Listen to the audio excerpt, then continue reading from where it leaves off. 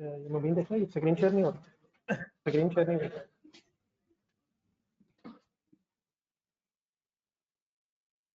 ये तो आ रहा है, कैमरा आ रहा है, ये नहीं आ रहा।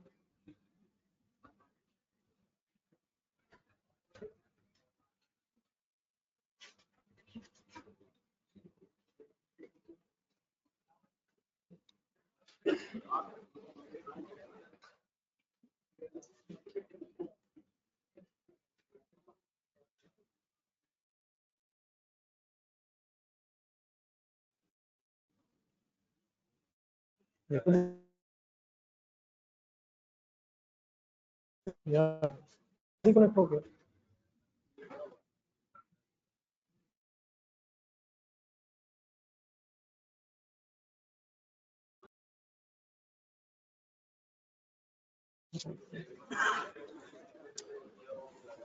चलें बेटा, क्लास स्टार्ट करते हैं।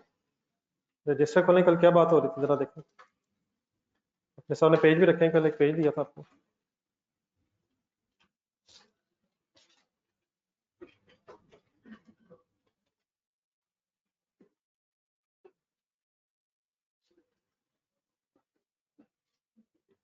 ये बड़ा ऑनलाइन स्टूडेंट आवाज ठीक है? ये कैमरा नहीं, ये कैमरा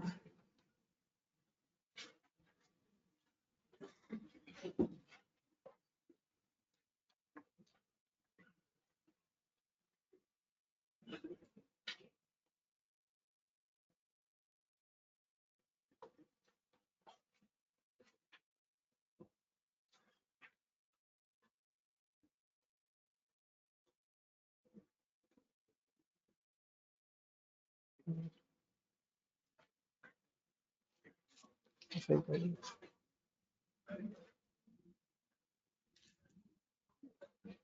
एक नजर बेटा देख लें चीजें, कल जो बातें हो रही थी, कोई कंफ्यूजन तो नहीं जहन में? एक नजर रिवाइज कर लें सर, कल क्या बात हुई है, कौन कौन सा मेथड डिस्कस हुआ था कल? इसकी तरह वर्किंग में देखें, एंड में 2 स्टेटमेंट्स लिखी थी, कोई कंफ्यूजन तो नहीं प्लीज? जी बेटा तला, ये जो मैंने एंड में 2 सेंटेंसेस लिखे थे, accumulated appreciation is equal to depreciable amount and WDV is equal to residual value, ये मैंने लिखी तो जो स्टेटमेंट्स हैं रिड्यूसिंग बैलेंस मेथड समझाते हुए लिखी हैं, लेकिन मेथड कोई भी हो, स्ट्रेट लाइन हो या कोई भी और हो, अभी डिस्कस करते हैं बाकी भी। ये दोनों sentences as it is relevant है हर मेथड में। मेथड जो मर्जी आप यूज करें, अगर हमारी वर्किंग सही है तो यूजफुल लाइफ के एंड पे जो एक्यूमुलेटेड एप्रिसिएशन है वो डेप्रिशिएबल अमाउंट के इक्वल हो जाएगी, और जो WDV है वो अप्रॉक्सीमेटली रेजिडुअल वैल्यू के बराबर हो जाएगी। तो ये सिर्फ रिड्यूसिंग बैलेंस मेथड में ऐसे नहीं होगा, ये हर मेथड में होगा, लेकिन मैंने यहाँ लिखवाया शायद इसलिए था कि जरा यहाँ हमारे पास फिगर्स जरा अवेलेबल थी। कोई और क्वेश्चन आता हो जी किसी के जहन में? चलें फिर आगे। मेथड्स बेटा पढ़ रहे थे, मेथड्स ऑफ डेप्रिसिएशन, कौन सा 2 कर लिया आप लोगों ने? स्ट्रेट लाइन हो गया, रिड्यूसिंग बैलेंस हो गया, नेक्स्ट थर्ड ढूंढना जरा इसी फर्स्ट पेज के नीचे आए जरा, पहले जल्दी से मेथड्स कंप्लीट करना जरा। थर्ड मेथड का नाम लिखा हुआ सम ऑफ ईयर्स डिजिट मेथड। ज्यादातर तो क्वेश्चंस में जिस तरह पहले भी आप लोगों ने देखे होंगे, क्वेश्चंस में straight line method, reducing balance method ही अक्सर एग्जामिनर पूछता है, लेकिन ये 3 मेथड्स और हैं, एक सम ऑफ डिजिट्स है, फिर मशीन आवर मेथड है, यूनिट्स मेथड है। FA1 में आइडिया जरूर होना चाहिए कि कभी कभी एग्जामिनर इन मेथड्स की तरफ भी चला जाता है, तो सम ऑफ डिजिट्स मेथड थोड़ा सा कम से कम कॉन्सेप्ट जरा फाइनल कर लेते हैं जरा। ये रजिस्टर भी लिखें जो मैं लिखूंगा आपके सामने, रजिस्टर खोलेंगे। मेथड का नाम क्या है? सम of years digits method.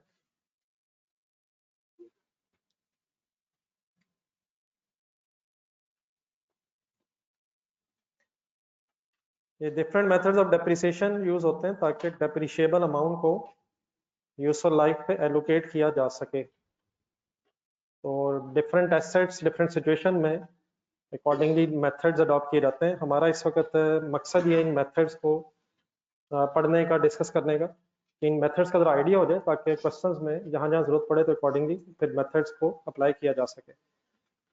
Some of years digit method में काइंडली क्या होता है, जरा मुझे अगर 2 मिनट आप अगर दें, मैं एक्सप्लेन पहले कर दूँ। तो मतलब मीसो से साथ साथ लिखने के बजाय पहले जरा मेरे साथ जरा डिस्कशन कंप्लीट हो जाए जरा। सम ऑफ ईयर्स डिजिट्स मेथड में बेटा सबसे पहले जो भी एसेट की यूजफुल लाइफ होगी उसको लिस्ट डाउन कर लिया जाता है। मतलब फॉर एग्जांपल अगर किसी एसेट की यूजफुल लाइफ 5 इयर्स है तो लिस्ट डाउन कर लेंगे 1 2 3 4 5। अगर 10 इयर्स है तो 1 2 3 4 5 6 7 8 9 10। तो first step is list down the number of years of useful life. तो लेट्स अज्यूम मैं जो एग्जांपल ले रहा हूँ उसमें एसेट की यूजफुल लाइफ जरा बात सिंपल सी रख लेते हैं 4 इयर्स है। तो what is the first step, बोलते रहिएगा साथ साथ, list down the number of years of useful life. Second step फिर ये होता है कि आपने इसका एक सिंपल सम कर देना है। मींस 1 + 2 + 3 + 4 करें सम, 10 बन जाएगा। अगर फॉर एग्जांपल 1 2 3 4 5 6 7 8 9 10 होता तो जितना भी लिस्ट हुई हो उसकी आपने सिंपल सम करना है। लेकिन अगर यूजफुल लाइफ जरा ज्यादा हो जाए, 20 साल 30 साल हो जाए, तो ये प्लस करने में जरा टाइम ज्यादा लगेगा। तो फिर इस सम का ये जो भी 10 हमने फाइंड आउट किया, इसको कैलकुलेट करने का एक फॉर्मूला भी होता है। तो आएगा कुछ में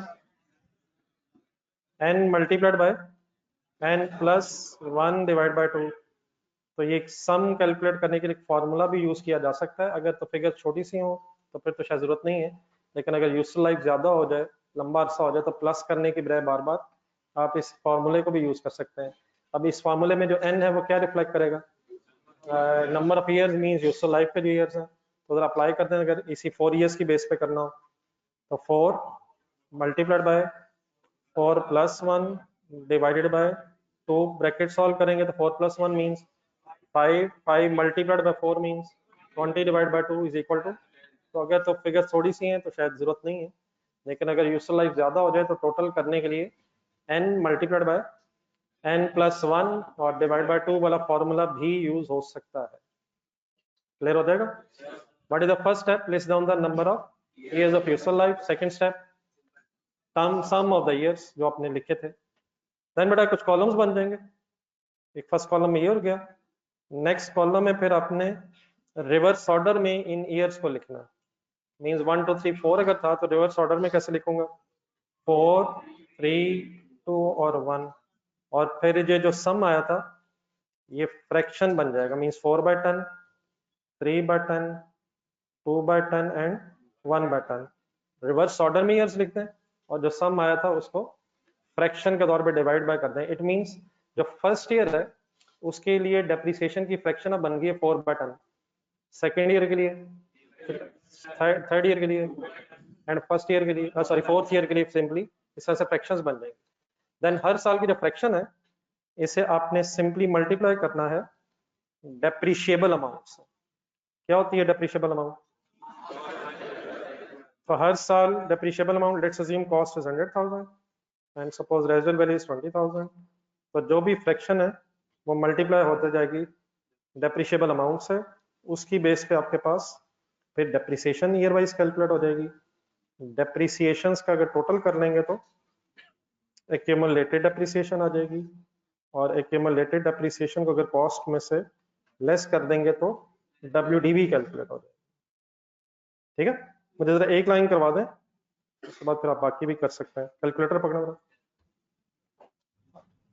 अब जो 4/10 लिखा हुआ है उसका क्या होना है, ईयर जो 1 लिखा है वो फर्स्ट ईयर है, 4/10 फर्स्ट ईयर की फ्रैक्शन है, और 4/10 में मल्टीप्लाई होना है 1 लाख माइनस 20,000 मीन्स 80,000 इंटू 4/10 करेंगे तो क्या आंसर आएगा, सॉरी 32,000 इज डेप्रिसिएशन, और फर्स्ट ईयर तक एक्यूमुलेटेड भी 32 ही होगी, और 1 लाख कॉस्ट में से अगर 32 माइनस करें तो 68,000 WDV बन जाएगी। Formula of WDV is cost minus accumulated depreciation. बात समझ आ गई प्लीज। हर साल जो भी फ्रैक्शन बन गई है सिंपली मल्टीप्लाई होता जाना है डेप्रिशिएबल अमाउंट से। तो सेकेंड ईयर में भी ऐसे ही होगा, थर्ड ईयर ये आप इंडिविजुअली आप कर लें, टेबल बनाए। तो हर साल की जो फ्रैक्शन है वो डेप्रिशिएबल अमाउंट से रेस्पेक्टिवली मल्टीप्लाई होती जाएगी। ये वर्किंग काइंडली अब लिख के जरा कंप्लीट करना। Different methods and different assets के लिए यूज होते हैं।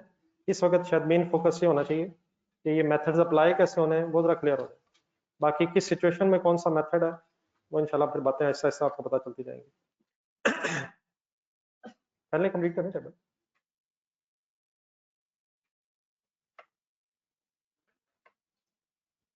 ये इधर ऐसे चलाना यार, इधर सारे किसको वो तो हाँ नहीं, ये चल रहा है इधर कौन सा कनेक्शन हुआ?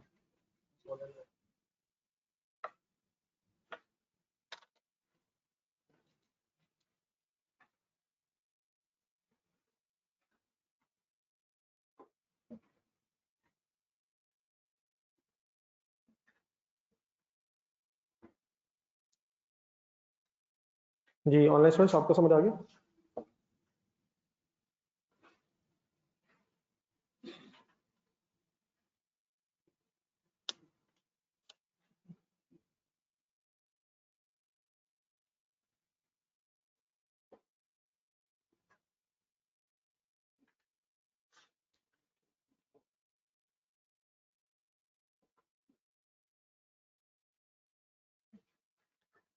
जी ऑनलाइन स्टूडेंट्स क्लियर है मेरी बात?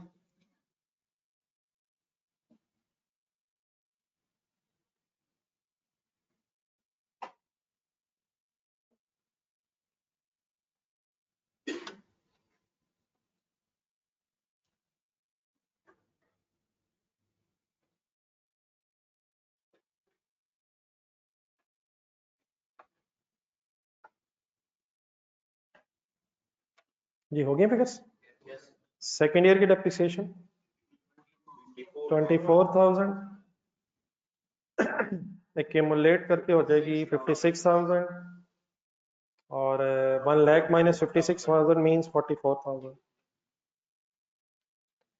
थर्ड ईयर में 16,000, 72,000 एंड 28,000।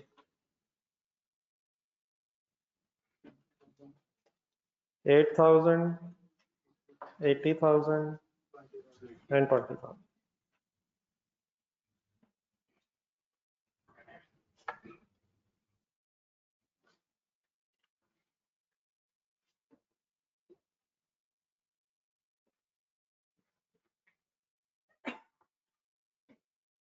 हो जाती है वर्किंग सर? सारी फिगर समझ आ गई कैसे आई है? एक्यूमुलेटेड फिगर कैसे आई है? नहीं, एक्यूमुलेटेड डेप्रिसिएशन सम हुई है ईयर वाइज, जो डेप्रिसिएशन चार्ज होती जा रही है। बस ये 56,000 कैसे आया? 32,000 प्लस 24 फाइनली 80,000, 72 प्लस 8, तो टोटल जितनी डेप्रिसिएशन चार्ज होती जा रही है उसका सिंपली प्लस कर रहे हैं। और WDV का फॉर्मूला कॉस्ट माइनस, तो कॉस्ट बेटा 1 लाख ही है, लेकिन ग्रेजुअली जैसे जैसे एसेट डेप्रिशिएट होता जा रहा है, फर्स्ट ईयर में 1 लाख माइनस 32, सेकेंड ईयर में 1 lakh minus 56,000 and so on. Any confusion anywhere? Once again जो कल दो सेंटेंसेस लिखे थे, अगर आप देखेंगे और से तो शायद यहाँ भी अप्लाई हो रहे हैं। डेप्रिशिएबल अमाउंट किसे कहते हैं? कुछ वर्ड्स ऐसे हैं जिनको बिल्कुल क्लियर रखना, भी इनकी मुसलसल जरूरत पड़नी है। डेप्रिशिएबल अमाउंट का फॉर्मूला क्या है? तो डेप्रिशिएबल अमाउंट 80,000 है ब्रैकेट में, कॉस्ट माइनस रेजिडुअल वैल्यू, तो वही depreciable amount finally cumulated depreciation के बराबर हो गई है 80,000 अगर 4 साल पूरे हो गए। और फोर्थ ईयर के एंड पे अब WDV हमारी कितनी है? 20,000, जो रेजिडुअल वैल्यू के इक्विवेलेंट है। तो मेथड कोई भी हो, irrespective of the method of depreciation, अगर आप सही वर्किंग कर रहे हैं तो आपकी जो क्यूमुलेटेड डेप्रिसिएशन है वो डेप्रिशिएबल अमाउंट के इक्वल, और जो WDV है वो रेजिडुअल वैल्यू के इक्वल होगी, लेकिन हर साल नहीं, at the end of the useful life. जब यूजफुल लाइफ कंप्लीट हो जाएगी तो ये दोनों sentences as it is relevant रहेंगे। थोड़ा सा जरा अगर रिवाइज कर लें अपने माइंड में, अगर सम ऑफ डिजिट्स अप्लाई हो रहा हो, फर्स्ट स्टेप इज कि जो यूजफुल लाइफ है उसके ईयर्स को लिस्ट डाउन कर लें। सेकेंडली उनका सम कर लें, उनका टोटल कर लें। नंबर 3 नेक्स्ट कॉलम में रिवर्स ऑर्डर में लिखते हैं। अगर 10 ईयर्स होते हैं फॉर एग्जांपल, तो रिवर्स ऑर्डर में कैसे लिखते हैं? 10, 9 एंड सो ऑन, 7, 8 वगैरह। लेकिन अगर 4 साल थे तो 4, 3 एंड 2 एंड 1, और then divided by sum of years. तो इससे एक फ्रैक्शन बन जाएगा। तो जिस साल के सामने हमने लिखा है उसका उस साल का रेलिवेंट फ्रैक्शन बन गया। तो फर्स्ट ईयर की फ्रैक्शन इज 4/10, सेकेंड ईयर की 3/10, 2/10 एंड 1/10 सॉरी। और हर साल इस फ्रैक्शन ने मल्टीप्लाई होना डेप्रिशिएबल अमाउंट से। डेप्रिसिएशन की फिगर जरा देखें नेक्स्ट कॉलम में। इसमें भी इस मेथड में भी फर्स्ट ईयर्स में डेप्रिसिएशन ज्यादा और नेक्स्ट ईयर्स में डेप्रिसिएशन कम है। तो उन एसेट्स पे ये मेथड एप्लीकेबल है जो शुरू वाले सालों में ज्यादा बेनिफिट दे रहे हो और ग्रेजुअली इस्तेमाल होने के बाद उनसे अगर बेनिफिट्स कम मिल रहे हैं तो फिर जिस तरह रिड्यूसिंग बैलेंस मेथड है उसी तरह सम ऑफ डिजिट्स मेथड में भी शुरू वाले सालों में ज्यादा डेप्रिसिएशन चार्ज होती है और बाद वाले जो साल होते हैं यूजफुल लाइफ के उसमें कम डेप्रिसिएशन चार्ज हो रही होती है। तो ये जस्ट मैं कुछ कॉन्सेप्ट चीजें आपके सामने डिस्कस कर रहा हूँ, वरना आपके लेवल पे एग्जामिनर आपका मेथड बताएगा, आपको शायद उसकी एप्लीकेशन का पता होना चाहिए। उसमें बेटा उसके रेट में पहले ही आ गई होती है। जब हमने रेट निकाला था तो रेट के फॉर्मूले में रेट कैलकुलेट ऐसे हुआ है कि उसमें रेजुअल वैल्यू का इफेक्ट आ गया हुआ। तो सॉरी रिड्यूसिंग बैलेंस मेथड अगर है तो फर्स्ट ईयर कॉस्ट से रेट अप्लाई हो रहा है और नेक्स्ट ईयर से ऑनवर्ड्स पे डब्ल्यूडीवी से। तो without deducting first year रेजुअल value because already rate में उसका इफेक्ट आ गया होता है। ठीक है जी, क्लियर होंगी प्लीज बातें। चलें फोर्थ मेथड ढूंढें, नेक्स्ट पेज पे आ रहे हैं।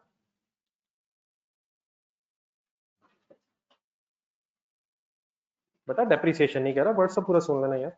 Accumulated depreciation is equal to accumulated depreciation। जो सेंटेंस लिखा है कैंडी उसी का पढ़ा ना।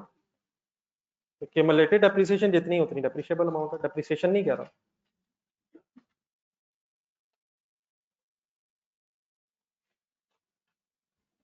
देन बेटा नेक्स्ट पेज पे दो मेथड्स और लिखे हुए हैं। फोर्थ नंबर नंबरिंग करना है जरा। Fourth method is machine our method and last one फिर आ जाएगा प्रोडक्शन यूनिट्स मेथड। ये जो दो मेथड्स हैं मशीन आवर मेथड हो या यूनिट्स मेथड हो, ये मशीनरीज के लिए यूज किया जाता है।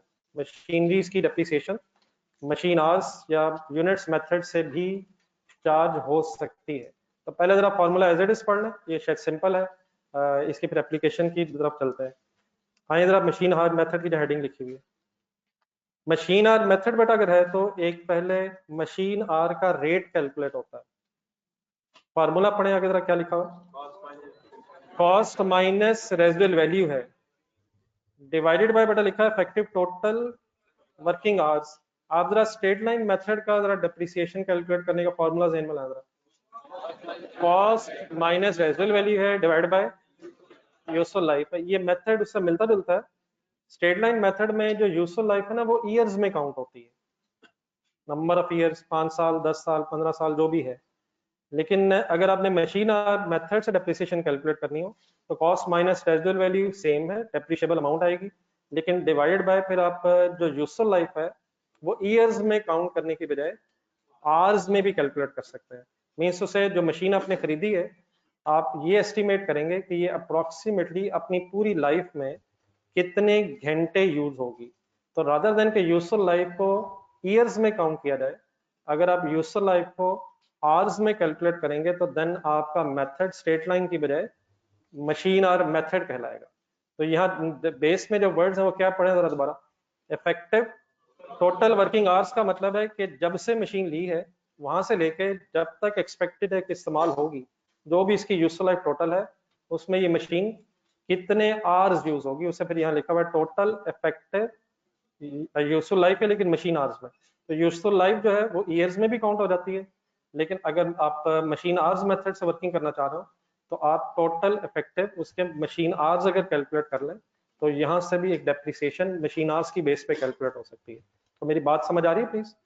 रादर देन यूजफुल लाइफ कैसे गिने, ईयर्स में गिने, ईयर्स की बजाय कैसे गिन रहे हैं, आवर्स में गिन। ठीक है, मशीन ने कितने से इस्तेमाल होना, इससे होगा क्या जरा एक छोटी सी वर्किंग पहले देखें आप। लेट्स अज्यूम जिस मशीन की हम बात करें उसकी कॉस्ट 50 लाख है और रेजिडुअल वैल्यू सपोज एक्सपेक्टेड है 1 मिलियन। देयरफॉर डेप्रिशिएबल अमाउंट क्या है जी, बोला कि नहीं सर। डेप्रिशिएबल अमाउंट छोटे छोटे फार्मूले सेट करें जहन में। कॉस्ट माइनस रेजिडुअल वैल्यू किया ना मैंने, तो 40 लाख क्या है डेप्रिशिएबल अमाउंट। अब लेट्स अज्यूम ये एक्सपेक्टेड है कि ये मशीन अपनी पूरी लाइफ में 100,000 आवर्स इस्तेमाल होगी। कैलकुलेटर पकड़े जरा। व्हाट इज 1 लाख जो इस वक्त मैंने बेस में लिखा कि total hours suppose 1 lakh hours इस्तेमाल होगी। आंसर सॉल्व करें जरा। आपका बेटा एक आंसर आएगा 40 आ रहा था ये। What is this 40? नहीं रेट तो ठीक है, रेट भी है, मशीन रेट भी है, वो भी है, लेकिन this is 40 rupees per hour. ये 40 लाख रुपए थे ना, 40 लाख रुपयों को हमने 1 लाख घंटों से डिवाइड किया है। ऐसे ही हुआ ना यार। अगर फॉर एग्जांपल 40 लाख हो और 4 साल हो, 40 लाख और 4 साल हो, तो आपका आंसर सिंपल मैंने फिगर बताइए 40 लाख लिखें कैलकुलेटर, 40 लाख डिवाइड बाय 4। अगर 4 इयर्स हैं तो आंसर कैसे बोलेंगे जो 10 लाख आया? Depreciation is 10 lakh rupees per year. Per year क्यों बोला? क्योंकि बेस में ईयर से। अब बेस में अगर आवर्स हैं तो ये आंसर कैसे बोलेंगे? 40 रुपीज पर आवर। मीनिंग इसका ये है, हमारी वर्किंग ये कहती है कि अगर मशीन 1 घंटा चलेगी तो उस घंटे का चलने के बाद मशीन 40 रुपीज कम हो जाएगी, डेप्रिशिएट हो जाएगी। अगर फॉर एग्जांपल 2 घंटे चलेगी 80 रुपीज हो जाएगी। अगर फॉर एग्जांपल 1000 घंटे चलेगी, कर लें कैलकुलेटर, कर लें कैलकुलेटर, मतलब मीन्स से 40 क्या निकाल लिया हमने? 1 घंटे का रेट निकाल लिया है। अब अगर इससे 1000 आवर्स हैं तो 1000 मल्टीप्लाई 40 मीन्स 40,000 डेप्रिशिएट हो जाएगी। तो what is the first step in machine our method? आप रेट पर आवर कैलकुलेट कर लेंगे और फिर ड्यूरिंग द ईयर मशीन जितने जितने घंटे इस्तेमाल हुई होगी जिस जिस साल, अकॉर्डिंगली उससे मल्टीप्लाई करके रिस्पेक्टिव ईयर्स की डेप्रिसिएशन कैलकुलेट कर लेंगे। मसलन for example let me finish, एक minute, let's assume first year में, ईयर 1 में आपने मशीन को 1000 आवर्स अगर इस्तेमाल किया तो मल्टीप्लाइड बाय 40 करके फर्स्ट ईयर की डेप्रिसिएशन बन गई 40,000। ईयर 2 में अगर फॉर एग्जांपल आपकी मशीन 5000 आवर्स इस्तेमाल हुई है तो मल्टीप्लाइड बाय 40 करें जरा, करें करें करें प्लीज। 5000 40 2 लाख। अब क्या आया? अब ये क्या फाइंड आउट करता जा रहा हूँ? 40 पहले क्या फाइंड आउट हुआ? 1 घंटे की डेप्रिसिएशन आ गई। देन इस रेट को सामने रख लेंगे और जिस ईयर में मशीन जितने जितने घंटे इस्तेमाल हुई होगी अकॉर्डिंगली उससे 40 को मल्टीप्लाई करके ईयर वाइज डेप्रिसिएशन कैलकुलेट कर लेंगे and so on. For example अगर नेक्स्ट ईयर 8000 मशीन आवर्स इस्तेमाल हुए हैं तो 8000 इंटू 40 मीन्स 3,20,000 की डेप्रिसिएशन आ जाएगी। तो जरूरी नहीं कि इस मेथड में हर साल की डेप्रिसिएशन सेम आए। एक्चुअल आवर्स जो इस्तेमाल हो रही होगी मशीन, उसका फिर इस 40 के रेट से जो भी हमारा मशीन और रेट आया होगा उससे मल्टीप्लाई करके वर्किंग कर लेंगे। बात समझ आ गई? प्लीज लिख लें जरा, नोट करना फिगर्स।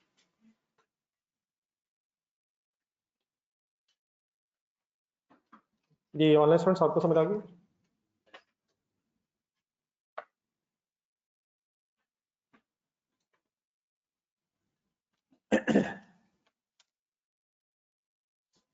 जी जो लास्ट लाइन में हजरात हैं ओके प्लीज।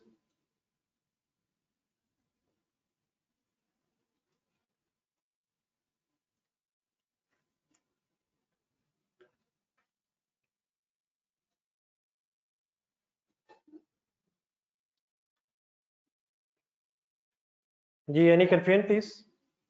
जी सर।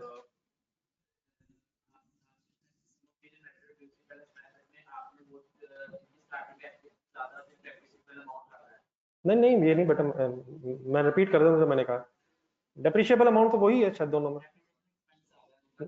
मैं सिर्फ ये कह रहा हूँ कि मशीन और ये सॉरी रिड्यूसिंग बैलेंस मेथड हो या सम ऑफ डेट्स मेथड हो, इन दोनों में कॉमन ये है कि पहले सालों में डेप्रिसिएशन ज्यादा आ रही है और सब्सिक्वेंटली नहीं, वो नहीं, वो तो फिर मैंने बताता हूँ मैंने क्या कहा। इन मेथड से अगर आप वर्किंग करेंगे तो एसेट की यूजफुल लाइफ के फर्स्ट ईयर्स में डेप्रिसिएशन ज्यादा आएगी और सब्सिक्वेंट ईयर्स में कम आएगी। देन मैंने ये कहा है कि नॉर्मली देयरफॉर ये मेथड्स उन एसेट्स के लिए यूज होते हैं जो शुरू वाले सालों में जरा ज्यादा बेनिफिट्स दे रहे होते हैं और बाद वाले सालों में ग्रेजुअली उनकी परफॉर्मेंस कम होती जा रही होती है। तो ये तो जस्ट मैं उसकी एप्लीकेशन बताइए, वरना कैलकुलेशन तो होगी ही होनी। मतलब ये डिफरेंट मेथड्स की कैलकुलेशन एक अपनी जगह, फिर किस मेथड को किस एसेट के लिए यूज होना चाहिए वो मैंने साथ थोड़ा सा एक्सप्लेन किया। तो बाकी अब वो तो हमें आपके लेवल पे एग्जामिनर ही बताएगा कि किस एसेट को कैसे डेप्रिशिएट करना है। असल में स्ट्रेट लाइन मेथड में क्या होता है, नॉर्मली हर साल डेप्रिसिएशन सेम है, तो वो मेथड वहाँ सूटेबल है, बिल्डिंग्स के लिए नॉर्मली सूटेबल होता है जिसमें शायद उस तरह से बिल्डिंग की वियर एंड टियर इतनी नहीं, नॉर्मली बिल्डिंग सेम बेनिफिट दे रही होती है साल, लेकिन मशीनें समटाइम्स शुरू वाले सालों में ज़्यादा अच्छा परफॉर्म कर रही होती हैं और ग्रेजुअली उनकी परफॉर्मेंस इस्तेमाल होने की वजह से आहिस्ता आहिस्ता कम हो जाती है या उस तरह की नहीं रहती जिस तरह पहले है।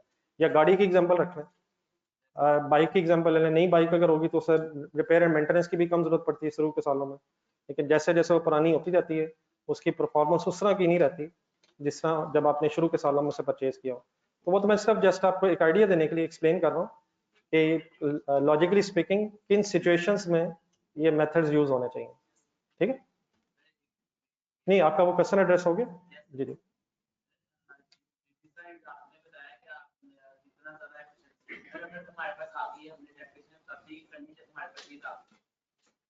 नहीं असल में बेटा सिर्फ एसेट्स जो हैं एक तो यूज होने से उनकी वैल्यूज रिड्यूस होती हैं, लेकिन सिर्फ यूज करने से नहीं, एसेट्स पड़े पड़े भी खराब हो जाते हैं, आप ऑब्सोलीट हो जाते हैं। ऑब्सोलीट वर्ड सुना कभी? आउटडेट हो जाते हैं, मतलब मशीन आपने ली आज से 10 साल पहले, नया मॉडल आ गया तो नया मॉडल आने से उसकी वैल्यूज कम हो गई। तो इसलिए डेप्रिसिएशन का जो प्रिंसिपल है वो ये है कि डेप्रिसिएशन हम स्टार्ट कर लेते हैं when the asset is available for use.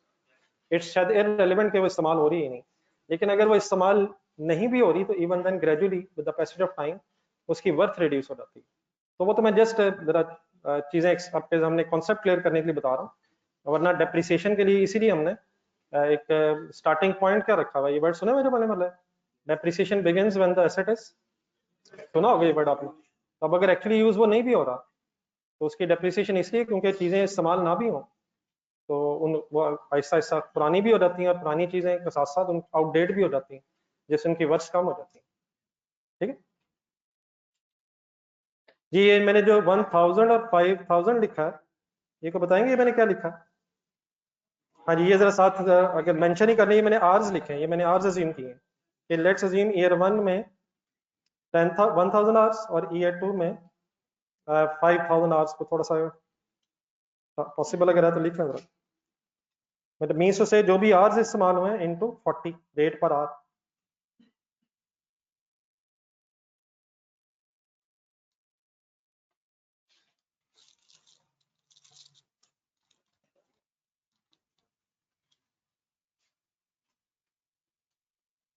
जी बेटा फर्स्ट 2 इयर्स की डेप्रिसिएशन निकालें या नेक्स्ट ईयर्स की, वो तो फिर आपकी अपनी चॉइस है ना, अकॉर्डिंगली क्वेश्चन के मुताबिक।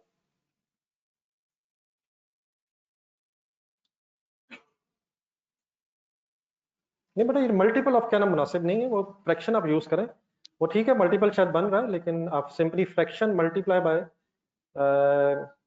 डेप्रिशिएबल अमाउंट, बाकी तरीका तो शायद डिफरेंट और भी हो सकता है। ठीक है काजी साहब?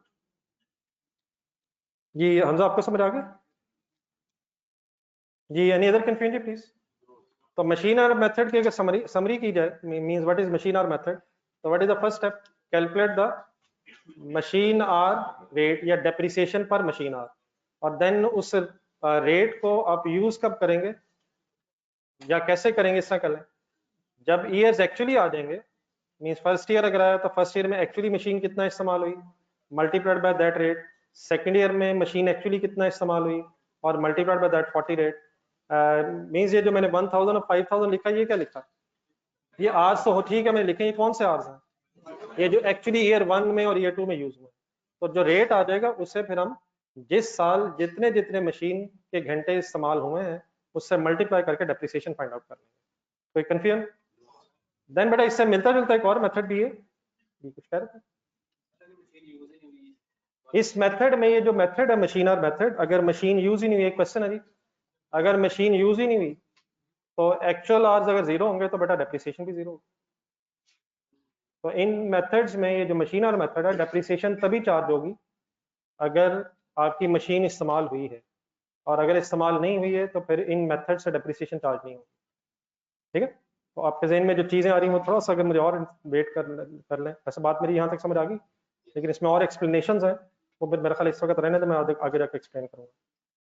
इसी मेथड से ही एक इसी मेथड से मिलता जुलता एक लास्ट मेथड है, जरा उसको भी पहले पढ़ लें फिर बात अगर कोई क्लियर करना रहेगी तो फिर बताता हूँ। नाम पढ़ें जी क्या इसका फार्मूला देखें जी, प्रोडक्शन यूनिट्स मेथड का फार्मूला, ये तकरीबन मशीन और मेथड वाला फार्मूला ही है। क्या लिखा हुआ है? Cost minus divided by total units to be produce. तो बात बड़ा सिंपल ये है कि जो यूजफुल लाइफ है वो ईयर्स में भी आ जाती है, जिस तरह स्ट्रेट लाइन मेथड में यूजफुल लाइफ आप आवर्स में भी कैलकुलेट कर सकते हैं, और यूजफुल लाइफ आप नंबर ऑफ यूनिट्स में भी कैलकुलेट कर सकते हैं। इन अदर वर्ड्स आप ये भी कर सकते हैं कि जो आपने फॉर एग्जांपल कोई मशीन खरीदी है, ये नॉर्मली ये मेथड मशीनों से रिलेटेड ही है, आपने जो मशीन खरीदी है वो आपको कितने गुड्स के यूनिट्स बना के देगी, तो रादर देन आवर्स एस्टिमेट किए जाए, और अगर आप यूनिट्स प्रोड्यूस्ड एस्टिमेट कर लें, तो यूनिट्स प्रोड्यूस की बेस पे भी मेथड ये डेप्रिसिएशन का बन सकता है इस केस में। लेकिन अब डेप्रिसिएशन पर आवर नहीं कैलकुलेट होगी, डेप्रिसिएशन पर यूनिट कैलकुलेट होगी। तो कॉन्सेप्ट शायद वही है, लेकिन बेस में आवर्स की जगह क्या है, यूनिट्स है। मींस टू से टोटल लाइफ में मशीन ने कितने यूनिट्स बनाने हैं उसको एस्टिमेट किया जाता है अगर यूनिट्स मेथड इस्तेमाल हो रहा हो। तो फिगर्स मैं दोबारा यूज करता हूँ, आप लोग अब फाइनल फिगर्स का जरा मीनिंग खुद से बताइएगा। लेट्स अज्यूम मशीन की कॉस्ट 80 लाख है, रेजिडुअल वैल्यू सपोज 0 है। ये हो सकता है वैसे? ये होती क्या है रेजिडुअल वैल्यू? एंड में रिसीव होनी है। तो let's assume we are not expecting end में कुछ पैसे मिलेंगे, विच मीन सारा का सारा 80 लाख रुपीस फिर बिजनेस में ही कंज्यूम हो जाएगा। तो let's assume 8 million is the cost, residual अगर 0 है तो 8 मिलियन ही फिर डेप्रिशिएबल अमाउंट बन जाएगी, डिवाइडेड बाय सपोज 2 लाख चलें कर लें, वो जरा फिगर सेम आ जाएगी, मैंने डिफरेंट की है। लेट्स अज्यूम 50,000 यूनिट्स एक्सपेक्टेड है, कैसे बनेंगे? कैलकुलेटर पकड़ें।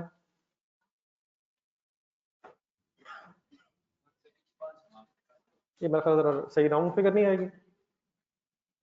चलिए जरा मैं थोड़ा चेंज कर लेता हूँ ताकि राउंड फिगर आ जाए। Suppose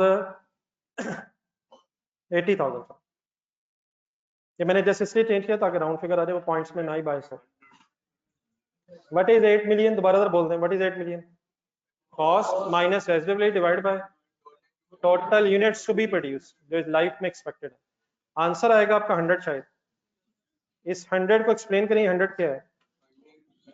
100 rupees per unit. Means से जब एक यूनिट बन जाएगा तो हमारी ये वर्किंग कहती है कि मशीन 100 रुपीस डेप्रिशिएट हो जाएगी। अब आप बताएं ये 100 यूज कब होगा? ये 100 कैलकुलेट हो गए, इसे इस्तेमाल कब करेंगे? ईयर वाइज इस्तेमाल करेंगे। लेट्स से अगर फर्स्ट ईयर में आपने 5000 यूनिट्स बनाए हैं, 5000 यूनिट्स, तो मल्टीप्लाइड बाय क्या होना चाहिए? 100। आंसर आपका आएगा 5 लाख। तो what is 5 lakh? Depreciation of first year based on units method. Secondly suppose second year में आपने अगर 8000 यूनिट्स बनाए हैं, तो multiplied by 100 is equal to 8 lakh. तो हर साल फिर ये जो रेट ऑफ डेप्रिसिएशन है, क्योंकि यूनिट्स की बेस पे है, तो actual units multiplied by rate of depreciation per unit to calculate the depreciation for each respective year. ठीक है, लिख लें बच्चे। आई होप कि ये तो क्लियर हो गया यार। तो मशीन आवर्स की एक वेरिएशन है, लेकिन रादर देन के आप लाइफ को घंटों में एस्टिमेट करें, इट इज पॉसिबल कि आप अपनी लाइफ को ईयर्स सॉरी यूनिट्स में एस्टिमेट करके अपनी डेप्रिसिएशन चार्ज कर लें। लेकिन ये जो मेथड नंबर 4 और 5 है, ये मशीनों के लिए नॉर्मली, मशीन्स के लिए नॉर्मली यूज होता है।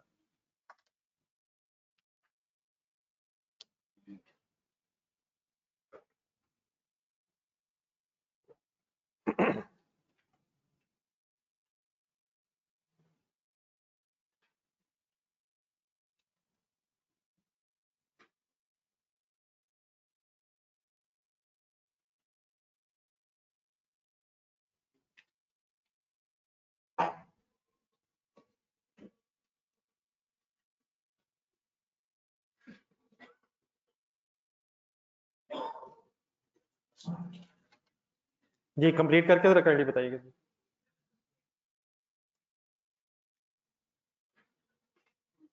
जी ऑनलाइन स्टूडेंट सब साथ हैं जी, कोई कंफ्यूजन तो नहीं?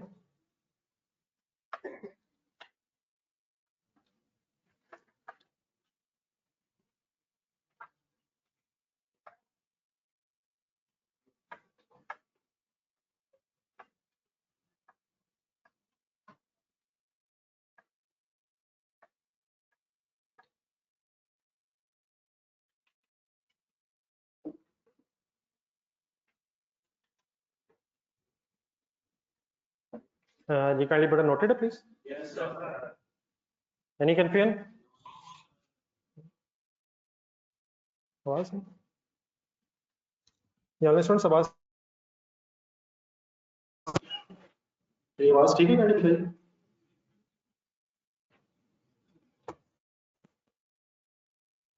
आवाज का इशू तो नहीं है?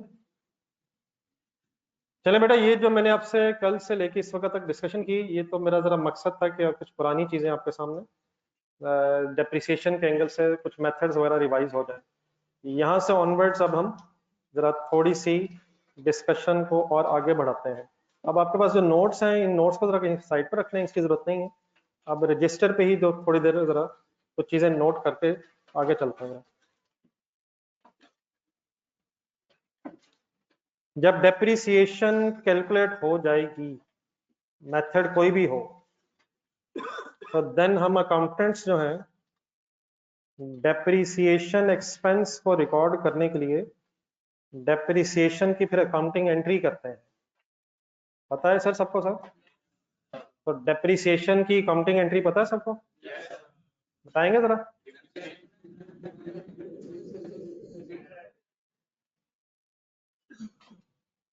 मुझे जो मेजॉरिटी की आवाज महसूस हुई है, that is depreciation debit and accumulated depreciation credit. लेकिन बेटा डेप्रिसिएशन की एंट्री करने के दो डिफरेंट वेज हैं, आपने फुल कंसंट्रेट करना प्लीज, जीरो डिस्टर्बेंस फाइंड। यकीनन आपने बिल्कुल सही बोला, depreciation debit, accumulated depreciation credit भी एक वे है, लेकिन मैं चेक करना चाह रहा हूँ कि आपने सुना या नहीं, वरना फिर मैं खुद बताऊंगा। एक ऑल्टरनेट वे ये भी होता है कि डेप्रिसिएशन डेबिट और एसेट ही क्रेडिट कर दिया जाए। डेप्रिसिएशन एक एक्सपेंस है, सही कहा मैंने, लेकिन डेप्रिसिएशन एसेट के चार्ज होने से फिर एसेट की वैल्यू भी तो कम होती है ना। तो एक वे ये है कि डेप्रिसिएशन एक्सपेंस डेबिट और एसेट क्रेडिट, लेकिन ऑल्टरनेटिवली ये भी है कि रादर देन एसेट को उसके लेजर में कम किया जाए,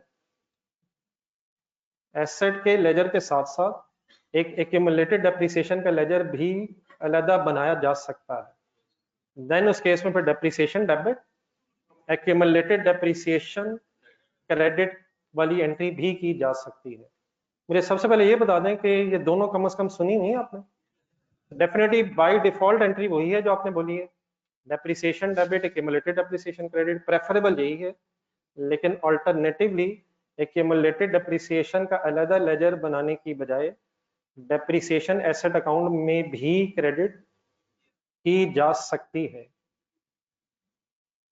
There are two ways to record the entry of depreciation: depreciation debit, asset credit, या depreciation debit and accumulated depreciation credit। कोई मैंने नई बात की हो? हाँ, प्रेफरेबल वही है जो आपने कहा। तब एक हेडिंग लिखें जरा, accounting treatment of depreciation.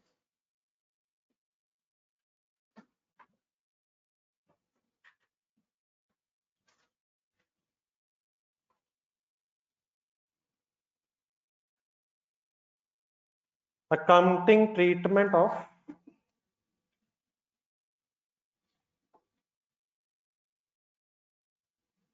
Depreciation.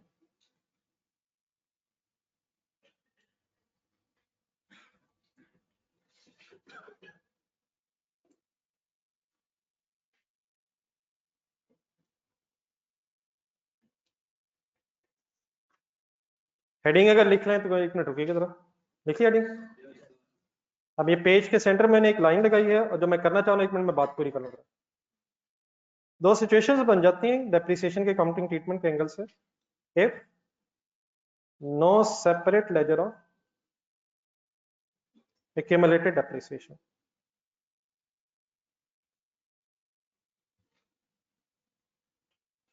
अब अगर आप accumulated depreciation का सेपरेट लेजर नहीं बनाना चाह रहे तो what should be the accounting treatment of depreciation? Double entry के एंगल से डेप्रिसिएशन डेबिट एंड फिर asset credit, irrespective of the amount. जो भी अमाउंट है किसी भी मेथड से आई है, स्ट्रेट लाइन से आए, reducing sum of digits, machine और यूनिट्स मेथड, किसी मेथड से भी डेप्रिसिएशन आई है, वन वे इज कि अगर आप separate ledger of accumulated depreciation नहीं बनाना चाह रहे तो आप एंट्री फिर करेंगे डेप्रिसिएशन डेबिट एंड एसेट का कोई नाम मैं रख लेता हूँ, या चले मशीन इसलिए, या चले एसेट कर लेता हूँ, लेकिन डेफिनेटली कौन सा एसेट्स जो प्रॉपर्टी प्लांट इक्विपमेंट उन्हीं की बहस हो रही है। तो depreciation debit and asset credit, simple asset चला कर, सॉरी।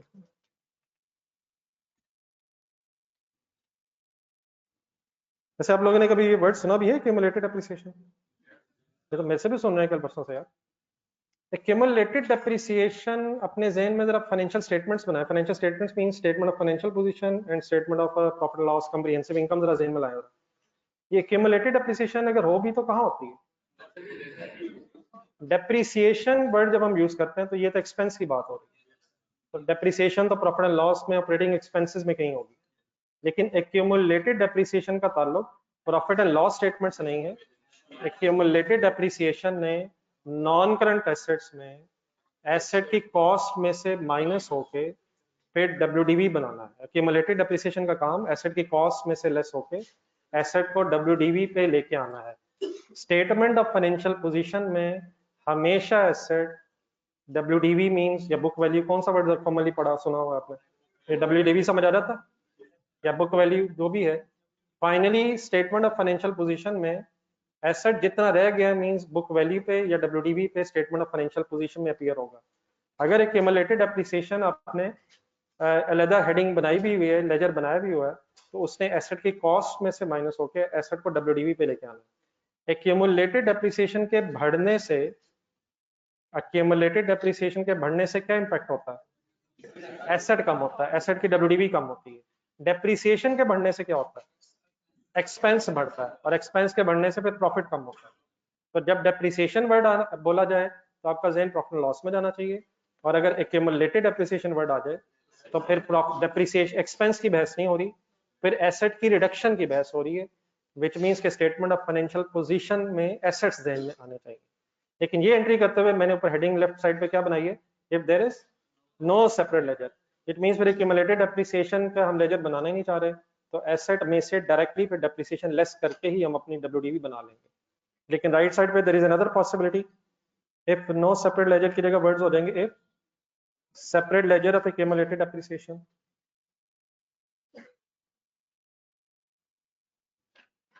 तो अगर separate ledger of accumulated depreciation है तो then the double entry of depreciation is depreciation debit accumulated depreciation account credit.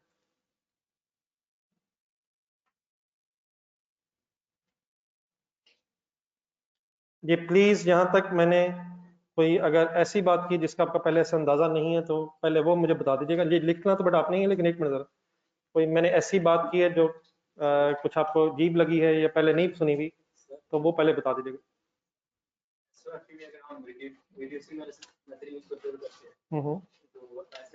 नहीं बेटा, ये कभी भी ये बात तो बिल्कुल इरेलेवेंट है।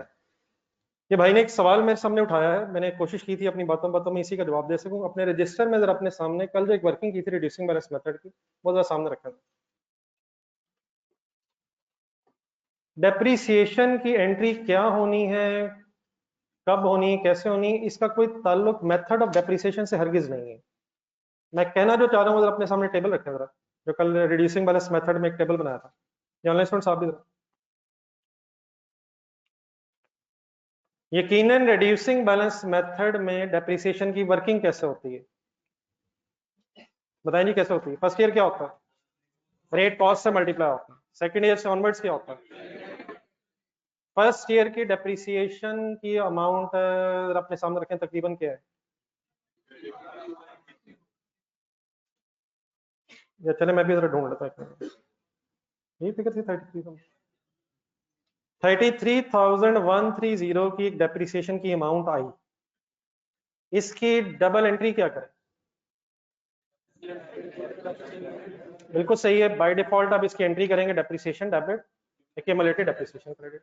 लेकिन अगर आपसे एग्जामिनर कहे कि separate ledger of accumulated depreciation नहीं है, तो फिर इसी अमाउंट की एंट्री क्या हो जाएगी, depreciation debit asset credit. Second year में डेप्रिसिएशन डेबिट एक्यूमुलेटेड डेप्रिसिएशन भी क्रेडिट हो सकती है, एसेट भी, डिपेंडिंग अपॉन हम सेपरेट लेजर बना रहे हैं। डेप्रिसिएशन की कैलकुलेशन कैसे होनी है ये एक अलग बहस है, और डेप्रिसिएशन की डबल एंट्री क्या होनी है, ये एक अलग बात है। अगर फॉर एग्जांपल 33,130 की हमने एंट्री की है, डेप्रिसिएशन डेबिट और एक्यूमुलेटेड डेप्रिसिएशन क्रेडिट हो सकती है। तो जरा स्टेटमेंट ऑफ फाइनेंशियल पोजीशन से मिलाया जरा, ये पहुंच जाते हैं जब मैं इस तरह की बातें करूँ तो पहुंच जाएंगे। नॉन करंट एसेट्स में जो फॉर एग्जांपल ये एसेट हमारा आ रहा होगा, उसके अगर ब्रैकेट बनाए हम तो 1 लाख कॉस्ट है माइनस 33,130 एक्यूमुलेटेड भी फर्स्ट ईयर में यही है, तो इज इक्वल टू कितनी डब्ल्यूडीवी आ रही होगी 667,870 माइनस होकर फिगर आ जाएगी। सेकेंड ईयर में डेप्रिसिएशन की दोबारा एंट्री होनी चाहिए 22,154 की, डेप्रिसिएशन ईयर वाइज एक्सपेंस के तौर पे रिकॉर्ड होती है, तो 22,154 की डबल एंट्री होगी depreciation debit accumulated depreciation credit. अच्छा ये एक अंडरस्टूड बात है कि it is a one time decision कि आपने एक्यूमुलेटेड डेप्रिसिएशन का लेजर अलग बनाना है या नहीं बनाना। अगर फॉर एग्जांपल आपने डिसीजन लिया है कि एक्यूमुलेटेड डेप्रिसिएशन का लेजर बनाना है, तो फिर हर साल एंट्री क्या होगी, डेप्रिसिएशन डेबिट और एक्यूमुलेटेड डेप्रिसिएशन क्रेडिट। ऐसा नहीं आई होप कि किसी साल एक्यूमुलेटेड डेप्रिसिएशन में और किसी साल एसेट में। हाँ, अगर आपने ये डिसीजन लिया है कि एक्यूमुलेटेड डेप्रिसिएशन का लेजर होगा ही नहीं, तो देन फिर हर साल एंट्री डेप्रिसिएशन डेबिट और एसेट क्रेडिट होती जाएगी। तो लेट्स अज्यूम हम एक्यूमुलेटेड डेप्रिसिएशन का सेपरेट लेजर बना रहे हैं, तो what should be the double entry of the second year as well, depreciation debit accumulated depreciation account credit.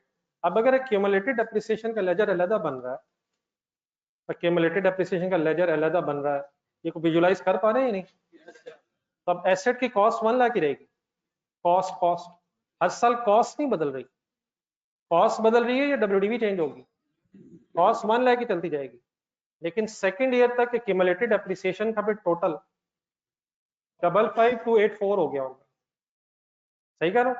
और सेकंड ईयर के एंड पे अगर आप स्टेटमेंट ऑफ फाइनेंशियल पोजीशन बना रहे होंगे, तो वहां फिर एसेट के सामने फिगर्स कैसे प्रेजेंट हो रही होंगी, 1 लाख कॉस्ट है और माइनस 55,284 लेस करके डब्ल्यूडीवी आपकी बन रही होगी 44,714। तो there is a difference between the calculation of depreciation and double entry of depreciation. Similarly, अगर sum of digits से फॉर एग्जांपल आपने वर्किंग की है, तो वो तो एक वर्किंग है, उससे डेप्रिसिएशन की जो अमाउंट पिक हुई, अब इसको रिकॉर्ड कैसे करना है, ये मेरी इस हेडिंग का इस वक्त मकसद था। तो हम डेप्रिसिएशन की एंट्री करते हुए एक्यूमुलेटेड डेप्रिसिएशन का सेपरेट लेजर भी बना सकते हैं, और सेपरेट लेजर समटाइम नहीं भी बनाया जाता। यकीनन प्रेफरेबल वे क्या है कि सेपरेट लेजर बनाया जाए, लेकिन समटाइम्स अगर एग्जामिनर कहे कि एसेट अकाउंट को डब्ल्यूडीवी वगैरह पे होना चाहिए, तो फिर सेपरेट लेजर पे एक्यूमुलेटेड डेप्रिसिएशन नहीं बन रहा, तो डेप्रिसिएशन डेबिट और एसेट क्रेडिट एंट्री भी हो सकती है। कुछ मेरी बात समझ आई है प्लीज। एक आखिरी चीज जरा, मुझे अभी भी लग रहा है कि बाद में नहीं सही समझा सका, क्या ये लेफ्ट साइड वाली एंट्री तब होगी अगर हमने रिड्यूसिंग बैलेंस मेथड यूज किया है, क्या राइट साइड वाली एंट्री तब होगी जब स्ट्रेट लाइन मेथड है? ये ऐसी कोई बहस नहीं है, किसी भी मेथड से डेप्रिसिएशन आपने अगर कैलकुलेट कर ली है, अब नेक्स्ट क्वेश्चन ये राइज होगा कि इस डेप्रिसिएशन को बुक्स में डबल एंट्री कौन सी करके रिकॉर्ड करना है। उसके लिए फिर क्या डिसाइड होना चाहिए कि क्या separate ledger of accumulated depreciation बनाना है या नहीं बनाना है। तो double entry will depend on कि separate ledger of accumulated depreciation है या नहीं है। आई होप कि मैंने बहुत कुछ बोला है, कुछ आपको समझ भी आया है, लेकिन वंस अगेन एक थोड़ा सवाल आपसे, क्या मैंने इस वक्त तक यहाँ तक खड़े होकर कोई नई बात की है?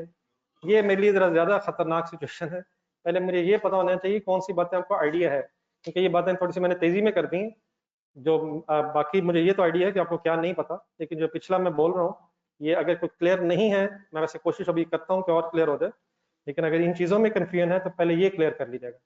आई एम अज्यूमिंग कि आपको एक्यूमुलेटेड डेप्रिसिएशन, सेपरेट लेजर और एसेट अकाउंट के अंदर ही डेप्रिसिएशन की बात समझ आ रही है। अगर आ रही है तो काइंडली कुछ नोट करने, ये जो अपने पास अपने लिखना पड़ा।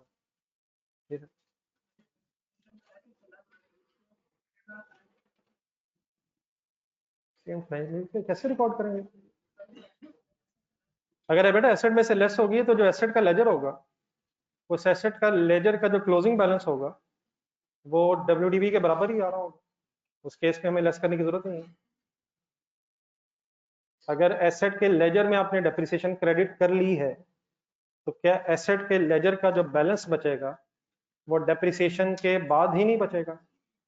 स्टेटमेंट ऑफ फाइनेंशियल पोजीशन में लेजर्स के क्लोजिंग बैलेंसेस जा रहे होते हैं, एज ऑन जब स्टेटमेंट ऑफ फाइनेंशियल पोजीशन बनाते हैं तो उसमें क्लोजिंग बैलेंसेस आते हैं।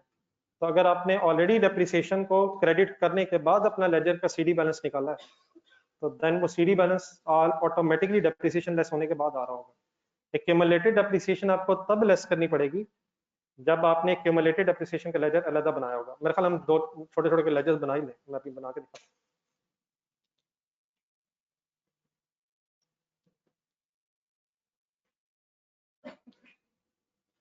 बेटा डबल एंट्री डेप्रिसिएशन की हमेशा डेप्रिसिएशन की अमाउंट से होती है। ये आपके कुछ सवालात मुझे खतरनाक सिचुएशन की तरफ जाते हुए महसूस हो रहे हैं। ये एक्यूमुलेटेड डेप्रिसिएशन की अमाउंट की एंट्रीज होती हैं या डेप्रिसिएशन की अमाउंट की एंट्री होती है? ये आपसे भी सवाल है। डेप्रिसिएशन की अमाउंट की डबल एंट्री होती है या एक्यूमुलेटेड डेप्रिसिएशन की अमाउंट की डबल एंट्री? नहीं मतलब कोई भी जो हमने वर्किंग्स की हैं, क्या फर्क भी है वैसे डेप्रिसिएशन और एक्यूमुलेटेड डेप्रिसिएशन? क्या फर्क है, क्या वजन क्या है, क्या फर्क? What is depreciation? ये ईयर वाइज एक्सपेंस की अमाउंट है, ईयर वाइज एक्सपेंस की अमाउंट। एक्यूमुलेटेड का मतलब तो ये है कि जो डेप्रिसिएशन चार्ज हो चुकी है उसका सम क्या है। तो हर साल डेप्रिसिएशन की एंट्री डेप्रिसिएशन की अमाउंट से होगी। हाँ, डेप्रिसिएशन की अमाउंट एक्यूमुलेट होते होते एक्यूमुलेटेड डेप्रिसिएशन का बैलेंस इंक्रीज होता जाएगा। मीमीसो से दोबारा जरा टेबल सामने रखें, रिड्यूसिंग बैलेंस वाला। छोड़ दें लिखना छोड़े सर, ये तो गेम खतरनाक है। 4 सालों की डेप्रिसिएशन किस कॉलम में नजर आ रही है?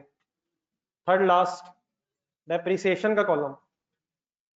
हर साल किन अमाउंट से एंट्री होगी? पहले साल की एंट्री की अमाउंट क्या होगी? बोलनी है प्लीज बोलनी है। 33130। Next year, third year 14,000, 8149906। Depreciation for the year calculate हुई है जिसकी डबल एंट्री होगी। हाँ, जैसे जैसे आप डेप्रिसिएशन चार्ज करते जाएंगे और साल गुजरते जाएंगे तो डेप्रिसिएशन एक्यूमुलेट मींस इकट्ठी होके बढ़ती चली जाएगी, और जितनी एक्यूमुलेटेड डेप्रिसिएशन बढ़ जाएगी उतना ही इसका मतलब एसेट आपका कम हो जाएगा। समझ आती है मेरी बात? एक्यूमुलेटेड डेप्रिसिएशन के बढ़ने से कहाँ इंपैक्ट जाएगा? एसेट पे इंपैक्ट जाएगा, और एसेट उसकी वजह से कम हो जाएगा। और डेप्रिसिएशन के बढ़ने से क्या होगा? डेप्रिसिएशन के बढ़ने से ये एक्सपेंस बढ़ के प्रॉफिट कम। ये ठीक है बेटा, आपको क्लियर हो गया डेप्रिसिएशन और एक्यूमुलेटेड? लेकिन चले दो छोटी सी एग्जांपल, अब बात हो तो रही है इस वक्त। एक मेरे सामने जरा जहां भी है ये लिखे थे या भी लिखे, ये कर लें कंप्लीट अगर कोई करना।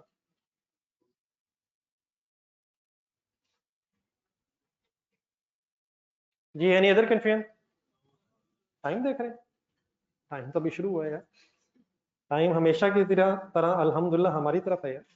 आप पढ़ना चाह रहे हैं, टाइम अल्हम्दुलिल्लाह कंट्रोल में है। बेफिक्र है, मैंने अपने सामने घड़ी लगाई हुई है, अभी तक कभी नहीं इत्तेफाक हुआ, अभी तो एक दिन ही हुआ वैसे। इंशाल्लाह जब भी कभी कोई एक्स्ट्रा टाइम होगा तो आपका पहले बताऊंगा। नहीं मतलब इंशाल्लाह डरने की जरूरत नहीं है। वैसे डरने की आपको क्या जरूरत है, माशाल्लाह पढ़ना पढ़ाई में इंटरेस्टेड रहते हैं लोग।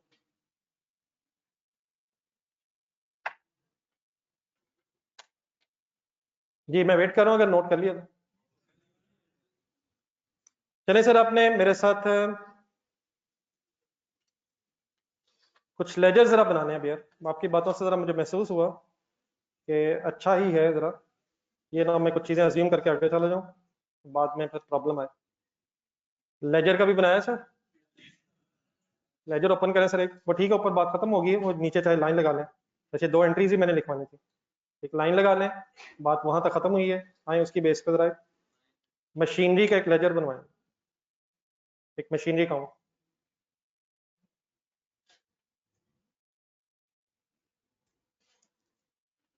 जितनी बातें हों यकीनन आपको पहले पता है, लेकिन रिवाइज करना हमारा इस वक्त ऑब्जेक्टिव है। ठीक है, तो ऐसे ये ना कहिएगा ये क्या बातें हो रही हैं, ये तो मुझे पता है, लेकिन जितनी बातें भी आपको पता है वो मेरा ख्याल है कि मेरे से सुनने के बाद याद आ रही हैं। नहीं सीरियसली सीरियसली, लेकिन मेरे सुनने के बाद याद आ रही हैं। नहीं सो से इसे इस तरह नॉन सीरियस ना लीजिएगा कि मुझे आता है, अल्हम्दुलिल्लाह इंशाल्लाह मेरे बताने के बाद आपको जरूर याद आ जाएगा, ये मेरी ख्वाहिश है। ये किसका लेजर बना रहा हूँ मैं? तो लेट्स अज्यूम मैं कोई डेट्स और फिगर्स अज्यूम करता हूँ, मैं साथ साथ लेजर बनाऊंगा। लेट्स अज्यूम 1 जनवरी 2020 वाले दिन आपने 8 लाख रुपए की एक मशीनरी खरीदी है। एंट्री बताएंगे जरा। Machinery debit, cash credit. Definitely cash का लेजर भी होना चाहिए, लेकिन वो इस वक्त हमारे बहस में नहीं है। कैश के लेजर में यकीनन ये फिगर किधर होगी? क्रेडिट साइड पे होगी। रेफरेंस क्या होगा? मशीनरी होगा। सब कुछ अपनी जगह होगा। मेरा जरा फोकस है कि आपके सामने जरा मशीनरी का एक लेजर रिवाइज हो जाए। Any confusion? नोट कर लिया? ये लिखते जाए साथ साथ, बना लें साथ। जहां मैं कहूंगा वहां रुक जाइएगा, लेकिन अभी मतलब कुछ सिंपल चीजें शायद कर लें साथ।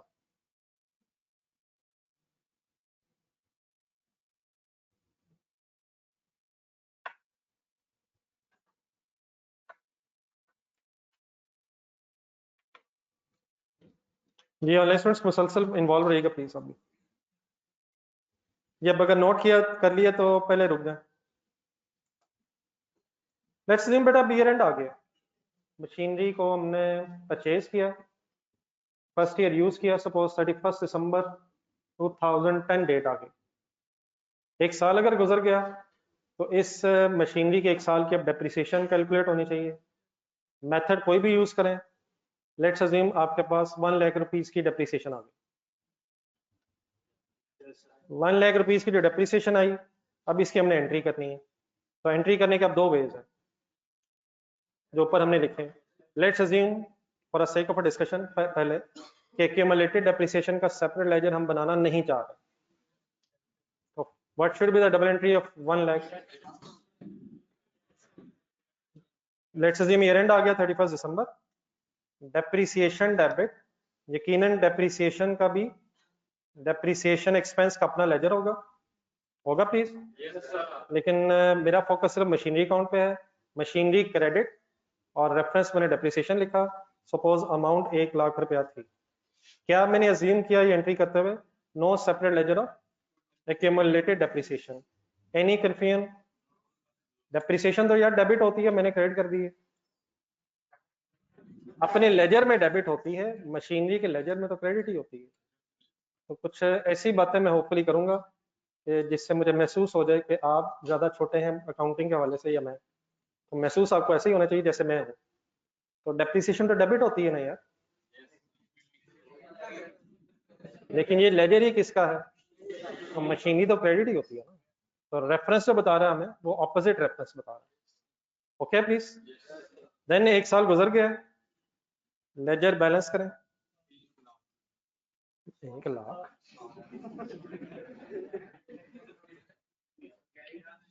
क्या हम डॉक्टर से इकट्ठे तो नहीं हो गए इस अकाउंटिंग की क्लास में? Balance the ledger just like any other ledger, balance करें। बैलेंस करते हुए बेटा पहले टोटल भी तो करते हैं ना यार। पहले किधर टोटल लिखते हैं? नहीं ये मुझे प्लीज बता दें, अगर ये ना हो। ये ठीक है अगर आज जरा 10-15 मिनट 20 मिनट एक्स्ट्रा लग जाए कोई मसला नहीं है, ये बाद में ये चीजें अफोर्डेबल नहीं है। ये 8 लाख पहले मैंने किधर लिखना था? डेबिट साइड पे क्यों लिखा? हायर साइड थी, उतना ही फिर ऑपोजिट साइड पे भी लिखा। फाइनली बैलेंस इसमें कितना है? 8 लाख बैलेंस है या 8 लाख टोटल है? बैलेंस कितना है? ये डेबिट बैलेंस है या क्रेडिट बैलेंस है? जज़ाकल्लाह, डेबिट बैलेंस आ गया यार, क्रेडिट साइड पे लिखवा दिया। लिखते हुए लेजर को बैलेंस करने के लिए हमने क्रेडिट साइड पे लिख दिया, लेकिन डेबिट बैलेंस होता है कि अगर डेबिट साइड का टोटल क्रेडिट साइड के टोटल से ज्यादा हो तो जो अमाउंट होती है वो डेबिट बैलेंस कहलाता है। तो क्लोजिंग डेबिट बैलेंस अपनी नेचर पे ऑपोजिट मींस क्रेडिट साइड पे आ गया। क्लोजिंग बैलेंसेस अपनी नेचर के अगेंस्ट आते हैं और ब्रॉड डाउन बैलेंसेस अपनी नेचर पे अकॉर्डिंगली आते हैं, नेचर के मुताबिक आ जाते हैं। ठीक है सर, ये लेजर मुझे जरा 1 साल और कम से कम पूरा करवाएं। इसी को एक्सटेंड कर दूं, आइडिया है इसमें कभी? तो ब्रॉड डाउन उठाएं जरा, देखिए अपने आप से कहा होना चाहिए जी। अगर डेट लिखनी है तो बेटा 1 जनवरी 2021 लिख रहे डेट जी। Any confusion? Brought down, carried down, यही वर्ड्स पढ़े हुए या कोई एक कैरी फॉरवर्ड भी होता है शायद, ब्रॉड फॉरवर्ड, इन्हीं से यूज टू है, कैरी डाउन, ब्रॉड डाउन, चलेगा प्लीज। देन बेटा सपोज एक और साल गुजरा, रुक गए जहां भी है, ब्रॉड डाउन लिखिए, बस ब्रॉड डाउन पे रुक गए। लेट्स अज्यूम 31 दिसंबर 2021 वाला ईयर गुजरा, इस साल की फिर डेप्रिसिएशन कैलकुलेट हुई, जो भी आई सपोज चले 1 लाख की है, एंट्री बताएं। ये एक वन टाइम डिसीजन है कि आप separate ledger of accumulated depreciation बनाना चाह रहे हैं या नहीं। अगर आपने एक्यूमुलेटेड डेप्रिसिएशन का लेजर किसी एसेट के लिए नहीं बनाया तो फिर हर साल अब एंट्री डेप्रिसिएशन डेबिट और एसेट क्रेडिट ही होती चली जाएगी। Let's assume figure is same. अब वाइंड अप करें जी सेकंड ईयर का लेजर भी। ठीक है, ठीक, सही कह रहे हैं अब सही कह रहे हैं, अब आप तकरीबन डॉक्टरी से वापस अकाउंटिंग नेट की तरफ आ गए। कंप्लीट करें, लिख के करें, ये लिखना है प्लीज आप लोगों ने इन चीजों को, ये ना करिएगा मुझे आता है, तो अगर मुझे आता है तो उसमें मैं भी शामिल हूँ, तो कोई ऐसी बात नहीं है। प्लीज ये बातें मेरे साथ भी एक दफा जरा फाइनली मुझे भी आइडिया हो जाए कि कितनी जहन में है। बहरहाल मेरे ख्याल लाइनों के लिए कैलकुलेटर की जरूरत नहीं है, तकरीबन गुजारा करें सीधी लाइन है जी। सीडी बैलेंस 6 लाख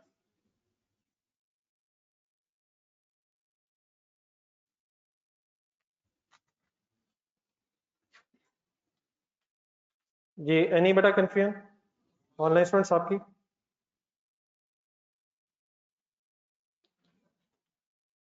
तो finally after 2 years there is a debit balance of ₹6 lakh. चलो बेटा एक तो इस and so on brought down क्या हो जाएगा नेक्स्ट ईयर, और उसके बाद ये सिलसिला आई होप पे चलता रहेगा। मकसद इस लेजर का मेरा ये था, नंबर वन, एक तो कुछ एंट्रीज आपको सामने रिवाइज हो जाए, लेजर रिवाइज हो जाए, लेकिन साथ एक आखिरी चीज जो इस वक्त मैं डिस्कस करना चाह रहा हूँ, दैट इज ये जो 2 सालों के आपने लेजर बनाए इनके जरा सीडीज को गौर से देखें। फर्स्ट ईयर के एंड पे सीडी हो गया था 7 लाख और सेकंड ईयर के एंड पे सीडी है 6 लाख। क्या ये जो सीडी बैलेंसेस हैं ये एसेट की डब्ल्यूडीवी को रिफ्लेक्ट कर रहे हैं? मसलन अगर डब्ल्यूडीवी कैलकुलेट करनी हो आफ्टर फर्स्ट ईयर तो कॉस्ट 8 लाख थी, एक्यूमुलेटेड अप्रिसिएशन 1 लाख ही है एक साल बाद, तो 7 lakh should be WDV. Second year के एंड पे डब्ल्यूडीवी तो मींस से अगर डेप्रिसिएशन एसेट के लेजर में ही क्रेडिट होती जाएगी तो फिर जो एसेट अकाउंट का सीडी बैलेंस होता है वो डब्ल्यूडीवी ही को रिफ्लेक्ट कर रहा होता है। और अभी शायद इधर से कोई क्वेश्चन आ रहा था, अगर हम इस लेजर की बेस पे statement of financial position visualise करें, सोचें, तो फर्स्ट ईयर के एंड पे स्टेटमेंट ऑफ फाइनेंशियल पोजीशन में अब 7 lakh as it is machinery का बैलेंस आना चाहिए, और इसको मैं कोई फर्दर वर्किंग की जरूरत नहीं रही है क्योंकि ऑलरेडी डेप्रिसिएशन का फैक्ट इसमें आ गया। और अगर सेकंड ईयर के एंड पे मशीनरी का बैलेंस सोचा जाए स्टेटमेंट ऑफ फाइनेंशियल पोजीशन में तो वो 6 लाख आ रहा होगा। तो अगर आप मशीनरी के ही लेजर में, या सॉरी एसिड ही के लेजर में डेप्रिसिएशन को हर साल क्रेडिट करते जाएंगे तो the closing balance of the asset account will reflect the WDV of the asset at each year end। ये छोटा सा एक सेंटेंस इन लेजर्स के नीचे लिखना है। इन दिस केस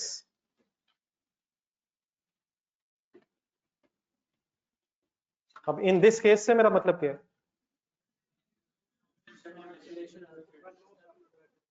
नहीं मतलब मैंने इन दिस केस लिख तो लिया, लेकिन मतलब इसका क्या हुआ? हाँ, ये नो सेपरेट लेजर रजिस्ट्रेशन, या कह लें डेप्रिसिएशन अगर एसेट अकाउंट में क्रेडिट हो रही है तो इन दिस केस मींस इस लेजर के मुताबिक in this case closing balance will be equal to closing balance of asset account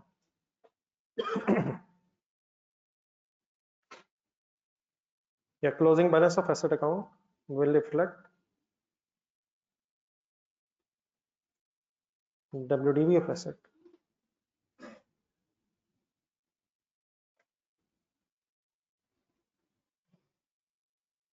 at the end of each respective year।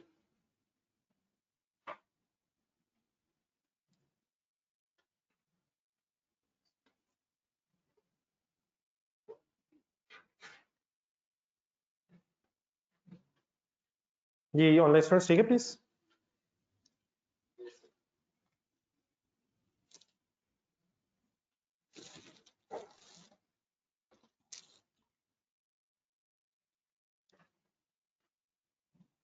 Please online students okay please, आप लोगों से answer लेना बड़ा मुश्किल हो जाता है। कोई इशू तो नहीं? ओके सर, चलिए एक सिचुएशन जरा अब उसकी भी डिस्कस कर ही लें। अगर कोई सेपरेट लेजर बन रहे हो क्यूमुलेटेड एप्रिसिएशन का, यहाँ तक अगर नोट कर लिया तो इस तरह कीजिएगा, जरा बोर्ड पे देखें। दो जरा लेजर आमने सामने खोल लें ताकि जरा सही तरह रिवाइज हो रही चीजें। एक सेपरेट लेजर अब मशीनरी का बनाए और इसके ऑपोजिट साइड पे आप भी अपने पेज पे जरा लेफ्ट राइट साइड पे जरा कोशिश कर लेंगे थोड़ी, half half page left right side अगर यूज हो जाए। Machinery account and accumulated appreciation account.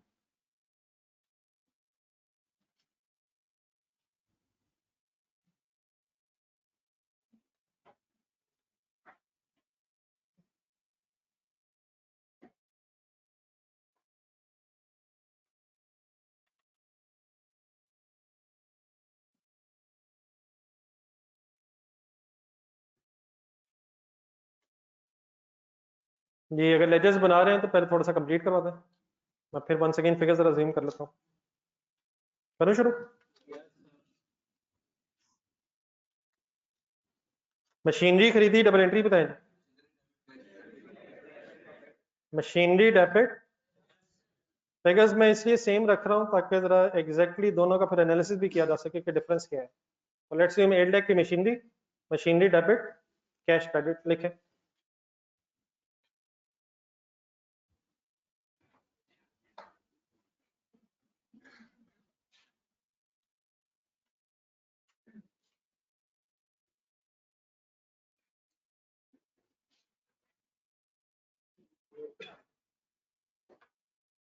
नहीं बेटा, मैं फर्स्ट ईयर से ज्यूम कर रहा हूँ तो मेरा ख्याल है फर्स्ट ईयर में ब्रॉड डाउन तो फिर नहीं होगा। मतलब मैं अज्यूम कर रहा हूँ कि इस ट्रांजैक्शन से पहले कोई भी ट्रांजैक्शन नहीं थी, यहाँ से शुरू हुआ है। नहीं मैंने वैसे ही कहा, मुझे महसूस हुआ आपने ब्रॉड डाउन लिखा। नहीं वैसे तो अल्लाह ना करे लिखा, बस मैंने कंफर्म किया। जी सर, एक साल गुजर गया सर, तो सपोज डेट आ गई 31 दिसंबर 2020। अब अगर separate ledger of accumulated appreciation है और वही ₹1,00,000 सपोज डेप्रिसिएशन है, तो बोल के इधर एंट्री लिखें, depreciation debit accumulated depreciation credit 1 lakh. तो अगर एक्यूमुलेटेड डेप्रिसिएशन का लेजर अब अलग है तो फिर एसेट अकाउंट के अंदर ये डेप्रिसिएशन नहीं आएगी। अच्छा कुछ बातें शायद मैंने की नहीं, लेकिन दोबारा रिवाइज कर लें। यकीनन मशीनरी अगर डेबिट हुई है तो कैश का लेजर भी होगा, और डेप्रिसिएशन अगर मैंने डेबिट किया तो उसका लेजर भी होगा, लेकिन हमारा फोकस इस वक्त जरा एसेट अकाउंट और उसकी क्यूमुलेटेड डेप्रिसिएशन पे। यहाँ तक कोई कंफ्यूजन तो नहीं है?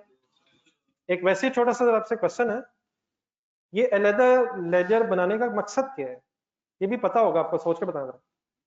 मतलब ये अलग डेप्रिसिएशन को रखने के अंदर मकसद क्या है? नहीं नहीं, पहले ये क्लियर करें, डेप्रिसिएशन एक्सपेंस बेटा इधर कोई इशू नहीं है। द ओनली थिंग इज कि एक सेकंड जरा बैलेंस करवाएं लेजर, वो मैं बता देता हूँ। डेप्रिसिएशन का बेटा एक लेजर अलग ही होगा। अभी थोड़ा सा एक शायद वर्ड बीच में मिसिंग था, मैं जरा एक मिनट बात पूरी करूँ। Let me complete the ledger. अब अगर मैं इस लेजर को एक साल बाद टोटल करूंगा तो इसका सीडी कितना बनेगा एसेट अकाउंट का? 8 लाख, सही है। और डेप्रिसिएशन इसके अंदर है नहीं, तो इसकी कॉस्ट ही क्लोजिंग बैलेंस बन जाएगा।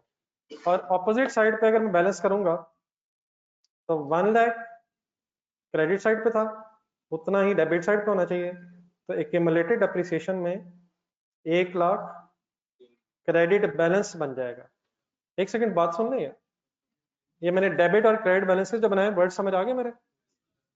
अब इसका जब सेपरेट रखने का बेटा सिर्फ और सिर्फ एक ऑब्जेक्टिव ये होता है कि आपको अब सीडी बैलेंसेस देख के ही पता चले कि एसेट की कॉस्ट क्या थी और एसेट कितने से कम हो गया, मींस एक्यूमुलेटेड डेप्रिसिएशन क्या है। अगर आपको ये पता चल जाए कॉस्ट क्या थी और एक्यूमुलेटेड डेप्रिसिएशन अगर अलग पता चल जाए, तो देन क्या आप डब्ल्यूडीवी निकाल भी सकते हैं? इस लेजर को जरा पिछले लेजर्स के साथ कंपेयर करें जो थोड़ी देर पहले बनाया था। जो मशीनरी अकाउंट का फर्स्ट ईयर का बैलेंस है, फर्स्ट ईयर का जो सीडी बैलेंस है, ये 7 लाख सिर्फ क्या बता रहा है? ये 7 लाख डब्ल्यूडीवी बता रहा है।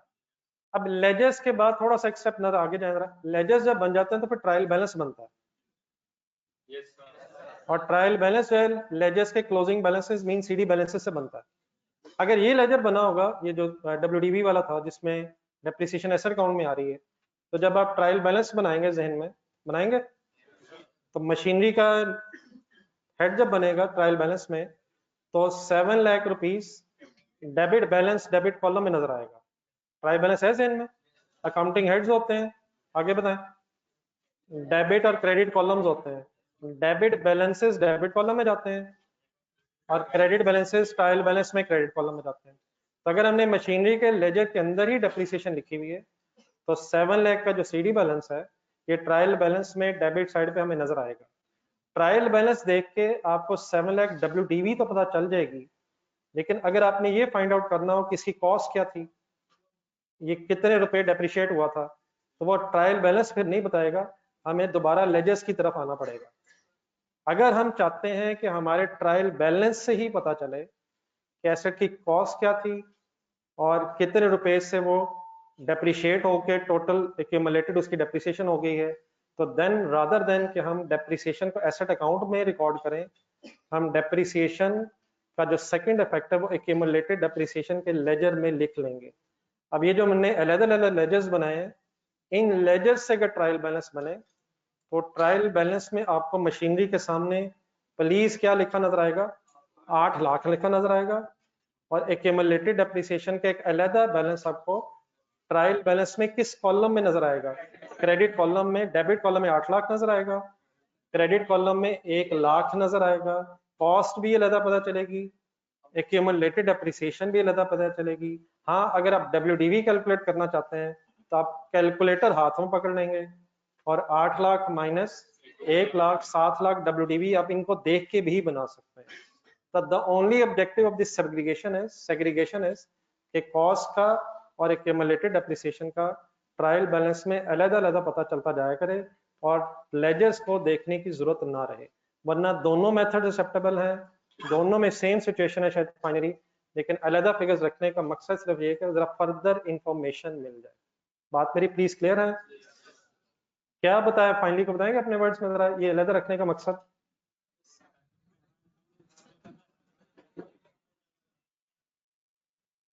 बिल्कुल इसी तरह के कुछ काम आपने, सर मेरी तरफ देख के मुस्कुराना था यार, आप साथ वाले की तरफ देख के मुस्कुरा रहे। चलें चलें, ये इसी तरह जब मैंने बात आपके सामने रखी है, जरा 3 सिचुएशंस आपने और बतानी है जरा। कभी आपने सेल का लेजर बनाया? और एक सेल रिटर्न भी बेटा होता है। सेल में से सेल रिटर्न में माइनस ही होना होता है, लेकिन आप सेल्स का लेजर अलहदा बनाते हैं और सेल रिटर्न्स का अलहदा बनाते हैं। मकसद सिर्फ क्या है, अलहदा पता चले, हाँ जी, अलहदा अलहदा ट्रायल बैलेंस में अलहदा पता चले सेल कितनी थी और अलहदा पता चले रिटर्न्स कितनी है। होना तो इन्होंने लेस ही है, लेकिन इंफॉर्मेशन अलहदा अलहदा रखने के लिए हम separate ledger of sale and sale returns बनाते हैं। सिमिलरली परचेजेस का लेजर अलहदा होता है, परचेज रिटर्न्स का अलहदा होता है। होना तो इन्होंने माइनस ही है, लेकिन सेग्रीगेशन रखने का मकसद पता चले टोटल परचेज क्या थी और उसमें से रिटर्न कितनी हुई है। सिमिलरली एक और हिम्मत करें जरा, डेटर्स का लेजर अलग होता है, नहीं ना वर्ड नहीं गलत बोल रहे, और अलाउंस का लेजर अलग होता है। कभी सुना है अलाउंस? जैसे शायद प्रोविजन फॉर बैड डेट्स भी पढ़ा आपने, उसमें भी एक बैड डेट्स वर्ड और चीज है। बैड डेट्स क्या चीज है? बैड डेट्स अगर वर्ड बोला जाए तो आपका जहन कहाँ जाएगा? डेटर्स नहीं, बैड डेट्स एक्सपेंस का नाम है। Bad debts debit means expense बढ़ रहा है। अलाउंस फॉर बैड डेट्स की कोई एंट्री बताएं जरा। Bad debts debit, allowance credit, दो अलग चीजें हैं। बैड डेट्स का ताल्लुक प्रॉफिट एंड लॉस से, एक्सपेंसेस से है, लेकिन ये जो अलाउंस या प्रोविजन फॉर बैड डेट्स का लेजर होता है, इसमें डेटर्स में से माइनस होना होता है। ये स्टेटमेंट ऑफ फाइनेंशियल पोजीशन में डेटर्स में से लेस अलाउंस होता है, ठीक है। बिल्कुल उसी तरह से ये एक्यूमुलेटेड एप्रिसिएशन का भी लेजर है, इसका ताल्लुक प्रॉफिट एंड लॉस से नहीं है, इसका क्लोजिंग बैलेंस एसेट की कॉस्ट में से लेस होता है, लेकिन ये प्रॉपर्टी प्लांट इक्विपमेंट में से लेस होता है, और जो अलाउंस या प्रोविजन का बैलेंस है वो डेटर्स में से माइनस होता है। मुझे लग रहा है मैं कुछ ज्यादा ही जज्बाती हो रहा हूँ। हमने तो सेल वर्ड नहीं सुना, ये मैं कहाँ पहुंच गया। भूला भूला, आई होप कि कुछ ना कुछ याद आ रहा है। तो जिस तरह सेल रिटर्न्स ने सेल में से माइनस होना है, परचेज रिटर्न्स ने, अलाउंस और बैड डेट्स ने, उसी तरह एक्यूमुलेटेड डेप्रिसिएशन के बैलेंस ने एसेट से नेट, मतलब इनका ऑपोजिट रिलेशनशिप है। सेल रिटर्न्स का सेल के साथ, सेल रिटर्न बढ़ने से सेल्स कम होंगी, परचेज रिटर्न बढ़ने से, अलाउंस और बैड डेट्स के बढ़ने से डेटर्स कम होंगे, उसी तरह एक्यूमुलेटेड डेप्रिसिएशन के बढ़ने से एसेट कम होगा। आई होप कि हमको बात समझ सकें। ये लेजर्स बना लिए थे यहाँ तक आपने? एक और साल जरा एक्सटेंड करेंगे लेजर्स को।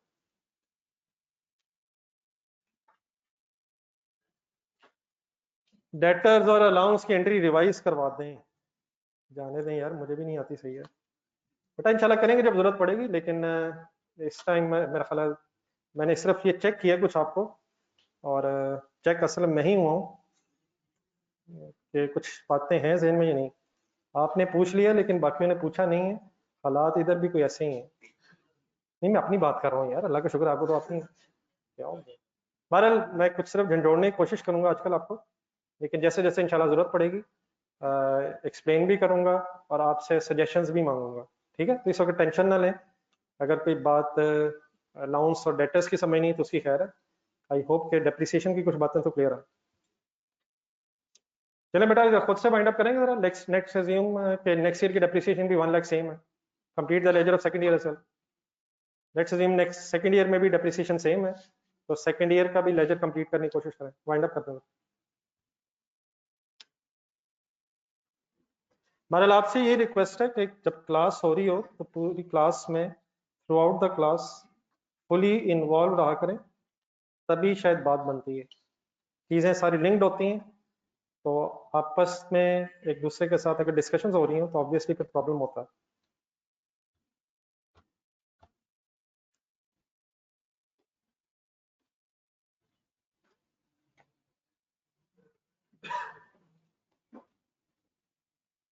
सारी डेट आएगी 31 दिसंबर 2001। अगर एक्यूमुलेटेड डेप्रिसिएशन का सेपरेट लेजर बन गया है तो हर साल depreciation debit, accumulated depreciation credit. अच्छा, मैंने ब्रॉड डाउन को कैरेट डाउन बना दिया खासतौर पे एक्यूमुलेटेड डेप्रिसिएशन में भी, ये सही है? किन लेजर्स में ओपनिंग बैलेंसेस नहीं होते? होते हैं हर लेजर का ओपनिंग होता है। ये जो प्रॉफिट एंड लॉस से रिलेटेड लेजर्स हैं, इनकम्स और एक्सपेंसेस के, इनकम्स और एक्सपेंसेस फॉर द ईयर होते हैं। स्टेटमेंट ऑफ फाइनेंशियल पोजीशन से रिलेटेड जो लेजर्स होते हैं, assets, liabilities, capital, brought down उनके उठाए जाते हैं। एक्यूमुलेटेड डेप्रिसिएशन का ब्रॉड डाउन होगा, डेप्रिसिएशन का भी होगा। Depreciation expense for the year है, वो डेप्रिसिएशन जो भी होगी फॉर द ईयर वो प्रॉफिट लॉस में ट्रांसफर कर देते होंगे आप, और अगले साल का लेजर जीरो से दोबारा शुरू होगा। तो जो इनकम स्टेटमेंट प्रॉफिट लॉस से रिलेटेड लेजर्स हैं, सेल्स के, इनकम्स के, एक्सपेंसेस के, income expenses for the year calculate होते हैं, लेकिन ये जो स्टेटमेंट ऑफ फाइनेंशियल पोजीशन है ये एज ऑन बन रही होती है। तो इसमें एज ऑन का मतलब जो क्लोजिंग बैलेंस लास्ट ईयर के हैं वो फिर नेक्स्ट ईयर ओपनिंग बनते हैं, लेकिन किन तीन चीज में मेन चीजों के, एसेट्स, लायबिलिटीज और कैपिटल कह लें या इक्विटी कह लें। ड्राइंग का भी बेटा मेरा नहीं ख्याल कभी अलग बनाया होगा, ड्राइंग्स तो अल्टीमेटली कैपिटल में नहीं मिक्स कर देते हैं। ड्राइंग्स की तो कैलकुलेशन करते हुए, कैपिटल की कैलकुलेशन करते हुए ड्राइंग्स बीच में आ जाती हैं। स्टेटमेंट ऑफ फाइनेंशियल पोजीशन कर लीजिए में लाएगा, capital plus profit minus drawings, ऐसे ही सुना होगा आपने। हाँ, लेजर बन सकता है उसका, लेकिन फिर लेजर का सीडी बैलेंस होगा, रहने दें उसको, उसकी इंशाल्लाह फिर कभी जरूरत पड़ी तो बात करूंगा। लेकिन स्टेटमेंट ऑफ फाइनेंशियल पोजीशन से रिलेटेड हेड्स का कैरिड डाउन, ब्रॉड डाउन उठाया जाता है, ये पता है सबको? तो ये फिर मैंने एक्यूमुलेटेड डेप्रिसिएशन का क्यों उठाया? ये एसेट है, लायबिलिटी है? हाँ जी, ये वो बिल्कुल सही है, इसका भी ताल्लुक एसेट से ही है, लेकिन इट इज कॉन्ट्रा कह लें या रिवर्स ऑफ एसेट कह लें। तो accumulated depreciation is nothing to do with the profit and loss statement, इसका impact statement of financial position पे ही है। तो स्टेटमेंट ऑफ फाइनेंशियल पोजीशन के जो हेड्स होते हैं वो एज ऑन कैलकुलेट होते हैं, therefore closing balance next year brought down बनते हैं। लेकिन अगर डेप्रिसिएशन है, बैड डेट्स हैं, सेल्स हैं, सैलरीज हैं, ये सारे हेड्स मैंने कौन से बोले हैं? जिन्होंने प्रॉफिट एंड लॉस में जाना है, तो प्रॉफिट एंड लॉस में जो इनकम्स और एक्सपेंसेस हैं ये ईयर वाइज कैलकुलेट होते हैं, तो हर साल की फिगर्स अलग से सॉल्व होती हैं। कुछ याद रहेगा? कंप्लीट करवा दो। सीडी बैलेंस क्या बनेगा जिसका?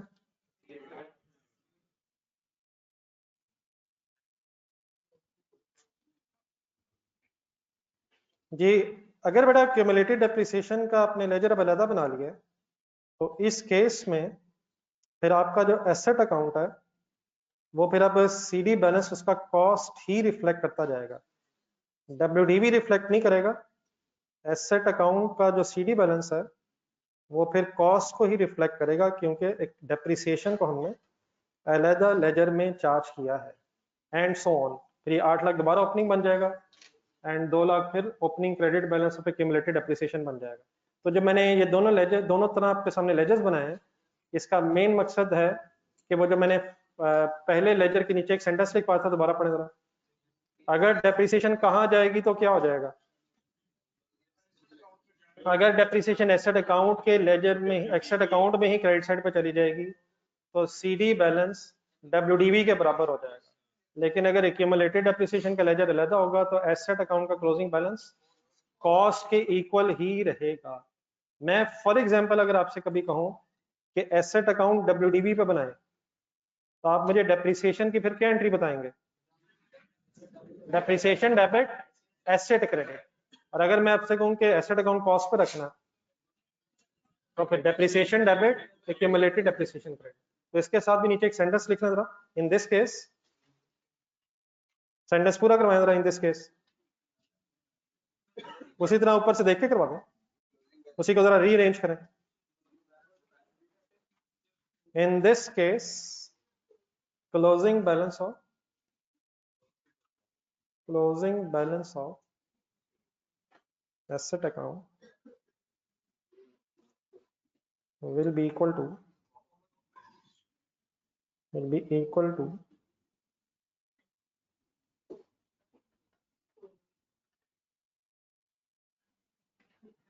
at the end of each respective year। हर साल के एंड पे, पहले साल के एंड पे, दूसरे साल के एंड पे अब कॉस्ट ही रिफ्लेक्ट होगी। सेंटेंस समझ आ जाएगा उसे? Closing balance of asset account will be equal to cost पे भी शायद बात खत्म की जा सकती है। देखने आ गया? Cost at the end of each respective year देखते हैं। चलो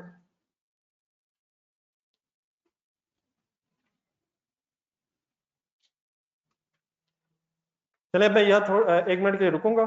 आप ऊपर जहाँ से हमने accounting treatment of depreciation heading लिखी थी वहां से एक नज़र रिवाइज करें। कोई अब फाइनली कंफ्यूजन कोई यहाँ तक रह गई है तो वो फिर डिस्कस करके आगे चलते हैं।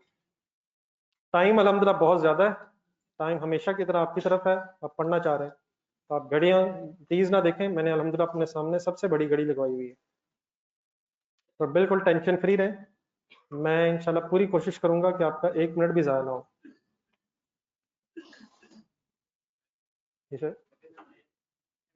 सॉरी आवाज़ कहाँ से? अच्छा जी,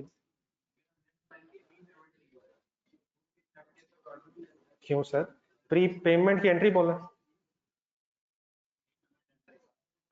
तो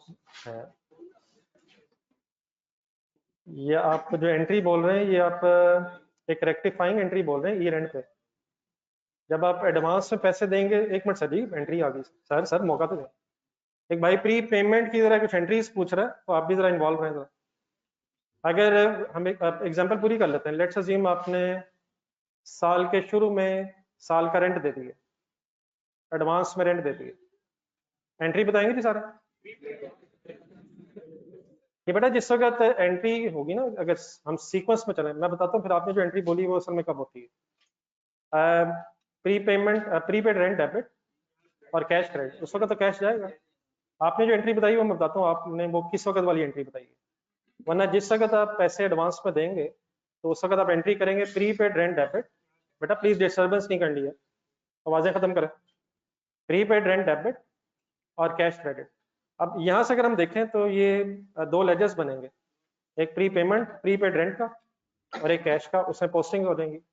अब ये दोनों के हेड्स कौन से हैं, मतलब ये किस नेचर के हेड्स हैं? प्रीपेड रेंट भी एसेट है और कैश भी एसेट है। अब ईयर एंड आ गया, अगर तो ये सारा जो प्रीपेड रेंट था इसी साल का था, तो साल के एंड में फिर अब आप एंट्री करेंगे एक्सपेंस डेबिट और प्रीपेड रेंट क्रेडिट। तो एक्सपेंस अपने लेजर में चला जाएगा, वहां से प्रॉफिट लॉस में चला जाएगा। और जब प्रीपेड रेंट का लेजर है, अगर ये एक ही साल का रेंट था तो अब इसका सीडी बैलेंस खत्म हो जाएगा। लेकिन हम जरा दोबारा अज्यूम कर लेते हैं कि 2 सालों का अपने रेंट एडवांस में दिया, तो 1 साल बाद फिर 1 साल का रेंट प्रॉफिट एंड लॉस में चला जाएगा, और जो 1 साल का रह जाएगा वो फिलहाल सीडी बनेगा। नेक्स्ट ईयर के स्टार्ट पे फिर ब्रॉड डाउन बनेगा प्रीपेड का। प्रीपेड क्या चीज है? एसेट है, तो उसका ब्रॉड डाउन बनेगा। आपके जहन में जो एंट्री आ रही है ना, ये एंट्री आप करते थे जब फाइनल अकाउंट्स का क्वेश्चन होता है। फाइनल अकाउंट्स में ही, फाइनल अकाउंट्स के क्वेश्चन में आपको एक ट्रायल बैलेंस बना के दिया होता है सर, ट्रायल बैलेंस है वो नजर आता था। उसमें ट्रायल बैलेंस में समटाइम्स एग्जामिनर क्या करता था आपका टेस्ट लेने के लिए, कि कुछ प्री पेड एक्सपेंस अमाउंट को एक्सपेंस के अंदर शामिल कर देता था। उसमें लिखा होता था इंश्योरेंस एक्सपेंस इंक्लूड या रेंट एक्सपेंस इंक्लूड, इंश्योरेंस के एंगल से शायद होता था ज्यादातर, insurance expense include insurance starting from 1 July to 30 June next year end year in 31 December. तो वहां से सेंटेंस पढ़ के पता चलता था कि ये 6 मंथ्स का जो इंश्योरेंस है वो भी अगले साल की है, लेकिन उसने वो अमाउंट भी एक्सपेंस में रिकॉर्ड की होती थी। तो वो फिर आप एक रेक्टिफाइंग एंट्री करते थे वहां। रेक्टिफाइंग का मतलब आप करेक्शन करते थे, वो गलती हुई हुई है तो आप उस करेक्शन को ठीक करने के लिए फिर एंट्री करते थे प्रीपेड इंश्योरेंस डेबिट और इंश्योरेंस एक्सपेंस क्रेडिट। वरना असूलन एंट्रीज होनी क्या चाहिए, जब आप पेमेंट कर रहे हैं उस वक्त प्रीपेड के नाम से एसेट बना लें, और जब एक्सपेंस हो तब उस प्री पेमेंट को खत्म कर दें। लेकिन एग्जामिनर वो फाइनल अकाउंट्स वाले क्वेश्चन होते हैं, उनमें कुछ रॉन्ग एंट्रीज कर देता है, और बाद में फिर वो आपको टेस्ट कर रहा होता है एडिशनल इन्फॉर्मेशन में बता के इसमें क्या एरर है। तो अगर एक्सपेंस के अंदर एसेट हो तो फिर आप क्या करते थे, एक्सपेंस में से निकालते थे विच मीन्स एक्सपेंस क्रेडिट, और उसे एसेट बना लेते थे विच मीन्स प्रीपेड रेंट या इंश्योरेंस वगैरह डेबिट। तो एक रेक्टिफाइंग एंट्री आपके जहन में आ रही। वरना प्रीपेड एक एसेट है, और अगर उसका कोई क्लोजिंग बैलेंस है तो नेक्स्ट ईयर उसका फिर ब्रॉड डाउन बैलेंस भी होगा। और अगर पेबल है, कोई एक्सपेंस पेबल भी होता है वो भी लायबिलिटी है, और अगर क्लोजिंग लायबिलिटी है तो next year brought down liability. तो ये जितने एसेट्स लायबिलिटीज हैं और इक्विटी है, ये as on statement of financial position में आते हैं। तो फिर इनका जो क्लोजिंग बैलेंस है next year brought down balance बन जाएगा। ठीक है जी, कोई और कंफ्यूजन किसी के जहन में यहाँ तक? चलिए फिर नेक्स्ट हेडिंग लिखें। अब चलते जाएं, कितना कितना अगर स्पेस आधे पेज से ज्यादा अपने नेक्स्ट डिस्कशन की तरफ चल रहा हूँ, तो अगर पेज हाफ से ज्यादा फिर तो ठीक है, वरना एक नेक्स्ट पेज से स्टार्ट कीजिएगा। एक हेडिंग लिखें, डिस्पोजल ऑफ एसेट। बेटा ये सैयद अहमद अली किस चक्कर में पड़ गया है? सर अगर डेप्रिसिएशन मेथड स्ट्रेट लाइन हो तो हर साल की वर्किंग शो करना जरूरी है। ये सवाल इस वक्त कहाँ रेलिवेंट है? 3 दफा आपने सवाल पूछा है, मैंने 1 दफा इग्नोर किया, 2 दफा। जब जरूरत पड़ेगी तो बात कर लेंगे यार। ये कौन सा इस वक्त सवाल है कि अगर अभी एड्रेस ना हुआ तो हमारी अकाउंटिंग फ्लॉप हो जाएगी? चले भाई बहुत इंसिस्ट कर रहा है, 3 दफा भाई ने सवाल पूछा है। आप बताएं क्या अगर मेथड स्ट्रेट लाइन हो तो हर साल वर्किंग कंपलसरी है? अगर इस सवाल का भी जवाब ना भी आए तो क्या बात चल सकती है? नहीं, अगर नहीं चल सकती बता दें प्लीज यार। सैयद अहमद अली, मैंने आपका ये पॉइंट नहीं नोट कर लिया, मैं इंशाल्लाह कहीं से सोच के ना ये फिर इंशाल्लाह एड्रेस करूँगा। अब खुदा के लिए इस बात को छोड़ दे, और मेरा ख्याल इससे इंपॉर्टेंट बातें हो रही हैं। तो इंशाल्लाह ये सवाल का जवाब मैंने आज घर जाके सोचना है, और फिर इंशाल्लाह कल आके ना, बल्कि कल नहीं इंशाल्लाह, अगर आज भी फाइनल ना फैसला मैं कर सका तो कुछ दिन ठहर जाता। नेक्स्ट हेडिंग लिखें, डिस्पोजल ऑफ एसेट। बेटा ना किया करो यार, ये तो बात है इस वक्त करनी। ये 1:29 से अब शुरू हुए हैं ये सवाल, और 1:29 हो गए, तो अल्लाह करे आपने इस 10 मिनट में वो बातें भी सुनी हो जो हुई हैं। Disposal of an asset,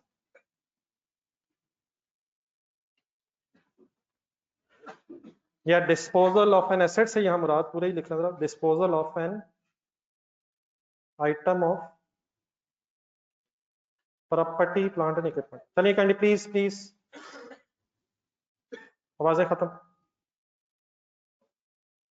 disposal of an asset की जगह जरा एक्सप्लेन ही करने जब हम बात करने लगे। बेटा नोट्स बंद रखें, अभी इस तरह नहीं समझ आएगी। नोट्स बंद रखें, रजिस्टर पे लिखें, जहां जरूरत पड़ेगी फिर मैं खुद बताऊंगा कि नोट्स सामने रखने हैं। Disposal of an item of property plant and equipment.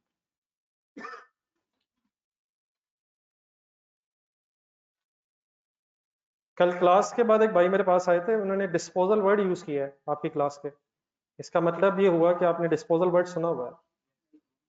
फिर मुकर दें, फिर मुकर दें।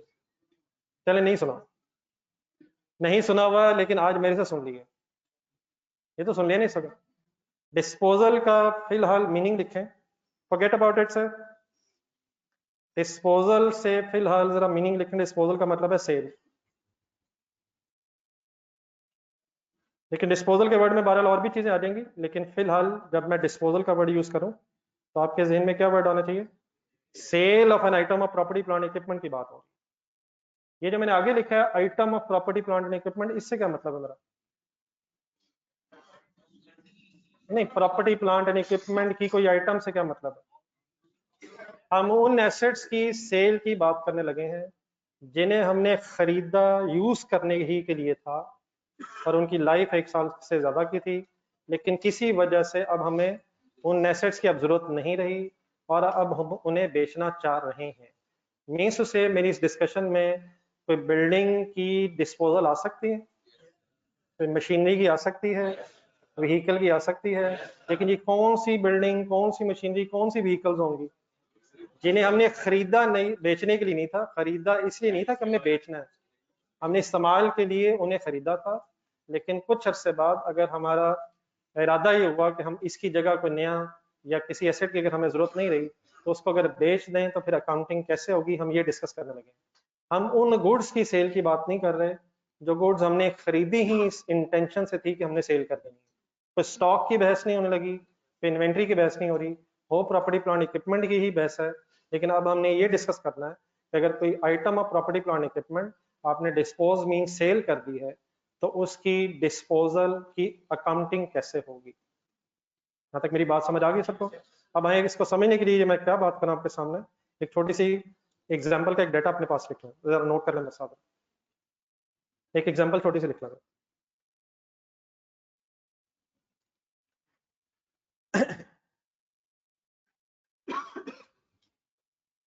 A machine costing, sorry, a machine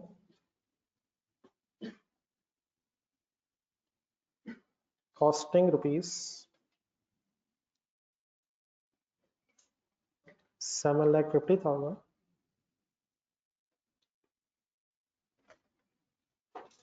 having accumulated depreciation of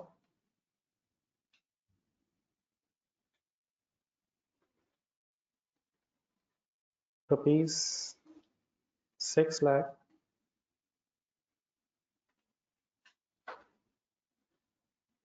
is sold for rupees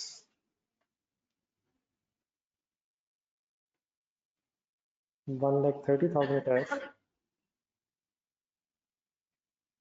on 1st January 2021. Let's assume a machine costing rupees 7,50,000 having accumulated depreciation of rupees 6 lakh is sold for rupees 1,30,000 cash, 1,30,000 rupees cash on 1st January 2021. ना करें बेटा please, जो लोग लिख लें जरा पढ़ के जरा ट्रांसलेट करें, अपने जहन में जरा ट्रांसलेशन करें। अब यहाँ से ऑनवर्ड्स नई चीजें स्टार्ट हो गई जी। यहाँ से ऑनवर्ड जब हमारी नई बैच शुरू होगी तो you need extra concentration now. 1 जनवरी 2021 पे ये मशीन खरीदी है। 1 जनवरी 2021 पे ये मशीन खरीदी है। नहीं यार, इसका यूं ही बनता था। 1 जनवरी 2021 पे क्या अज्यूम कर रहा हूं मैं? मशीन कितने की खरीदी थी? क्या कुछ अर्सा यूज किए? हमें कैसे पता चला? एक्यूमुलेटेड एप्रिसिएशन से 6 लाख रुपए तक यूज कर लिया था। कितने का फिर बेचा? मशीन अपनी समझे, कैसा लग रहा है बेच के? अच्छा लग रहा है यार, 1,30,000 कैश आ गया और क्या। अगर मशीन बेचेंगे तो कैश आएगा, कितना आएगा? मशीन फिर डेफिनेटली आपसे चली जाएगी। तो 7,50,000 वाली मशीन है, 130,000 पे बेच रहे हैं, ये तो ठीक ठाक ही गेन लग रहा है। 7,50,000 वाली मशीन 130 पे बेच दी है, ये सही है वर्ड्स मेरे? यार 7,50,000 की तो है या थी? कितने की थी? 6 लाख तो इस्तेमाल भी हो गया। कैलकुलेटर उठाए, 750 माइनस 6 लाख। जब ये मशीन बेची है तो उस दिन, बेचने वाले दिन मींस 1 जनवरी 2021 वाले दिन, ये मशीन 7,50,000 की है या 1,50,000 की रह गई है? तो कितने वाली मशीन कितने पे किस दिन बेची है? 1 जनवरी 2021 पे 1,50,000 की जो मशीन रह गई थी, उसको अगर 1,30,000 पे बेचा है तो अभी भी कैसा लग रहा है? बिजनेस आपका है यार, 130,000 आया तो है, लेकिन जो मशीन आपसे गई है उसकी WDV अगर 1,50,000 थी तो आपको कोई गेन हो गया या लॉस हो गया? गेन कब होता? अगर WDV से कैश ज्यादा आएगा, WDV से कैश ज्यादा आएगा तो गेन होगा, और अगर WDV से कैश कम आएगा तो फिर लॉस हो जाएगा। लेकिन क्या अगर आपने गेन या लॉस ऑन डिस्पोजल कैलकुलेट करना हो तो आप कॉस्ट और कैश को कंपेयर करेंगे या WDV और कैश को कंपेयर करेंगे? तो सबसे पहली चीज कि जब भी डिस्पोजल होगी तो हम एक वर्किंग किया करेंगे, कैलकुलेशन ऑफ गेन और लॉस ऑन डिस्पोजल। एक सेकंड, जस्ट मिनट। गेन और लॉस ऑन डिस्पोजल का पता कैसे चलेगा, किन को कंपेयर करेंगे आपस में? पहले जरा काइंडली कैश कर लेते हैं, कैश एंड WDV। लेकिन कैश जो होता है ना बेटा, जो डिस्पोजल पे आता है उसे के लिए वर्ड बोला जाता है सेल प्रोसीड्स। लेकिन परेशान कोई नहीं होना, सेल प्रोसीड्स सिंपली मींस किसकी बात हो रही है? कैश ब्रैकेट में मैं लिख भी देता हूँ। और कंपेयर किससे होना? एक सॉर्ट ऑफ फार्मूला बना रहा हूँ, सेल प्रोसीड्स माइनस WDV। ठहर जाए। What is the amount of sale proceeds? 130,000। What is WDV? 150,000। Automatically answer भी शायद नेगेटिव ही आएगा अगर लॉस है। सेल प्रोसीड्स 130 है, 1,50,000 WDV है, तो 20,000। अब नेगेटिव पॉजिटिव के चक्कर में रहने देते हैं। अगर कैश ज्यादा है WDV से तो गेन हुआ करेगा, और अगर कैश कम है तो लॉस हो जाएगा। तो कब difference between cash means sale proceeds and WDV is either gain or loss. According to the example, 130,000 is sale proceeds cash and 1,50,000 is WDV. Therefore इन दोनों का जो डिफरेंस है, इन दोनों का जो डिफरेंस है वो 20,000 फाइनली इस सिचुएशन में क्या कहलाएगा? Loss on disposal. अब डेफिनेटली एक नेगेटिव फिगर आ गई है कि उसे ब्रैकेट लगानी तो वो भी लग सकती है, लेकिन जरूरत नहीं है। मकसद सिर्फ ये है कि पता चल जाए गेन है या लॉस है। लिखें, ये ऊपर भी अगर वर्किंग करने के W150 बना कैसे, ये एग्जांपल में जरा अगर हो सके। जी ऑनलाइन स्टूडेंट्स, खुद आपको समझ आया?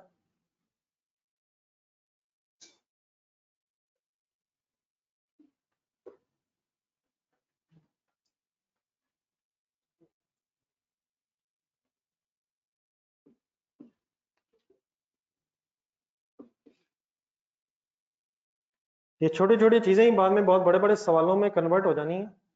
तो जितने इनिशियली कॉन्सेप्ट हमारे क्लियर होंगे उतना ही बेहतर है। और कॉन्सेप्ट क्लियर करने का तरीका यही होता है कि जब नई चीजें, नए कॉन्सेप्ट डिस्कस हो रहे हो उसमें फिर फुली इन्वॉल्व रहा जाए, और अगर कोई चीज समझ ना आए तो उस वक्त पूछी जाए। बाद में फिर डेफिनेटली इस तरह से शायद एक्सप्लेन करने के लिए दोबारा ज्यादा टाइम लगाना भी पॉसिबल नहीं रहता।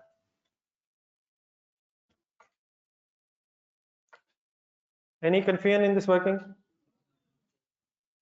Any conceptual issue?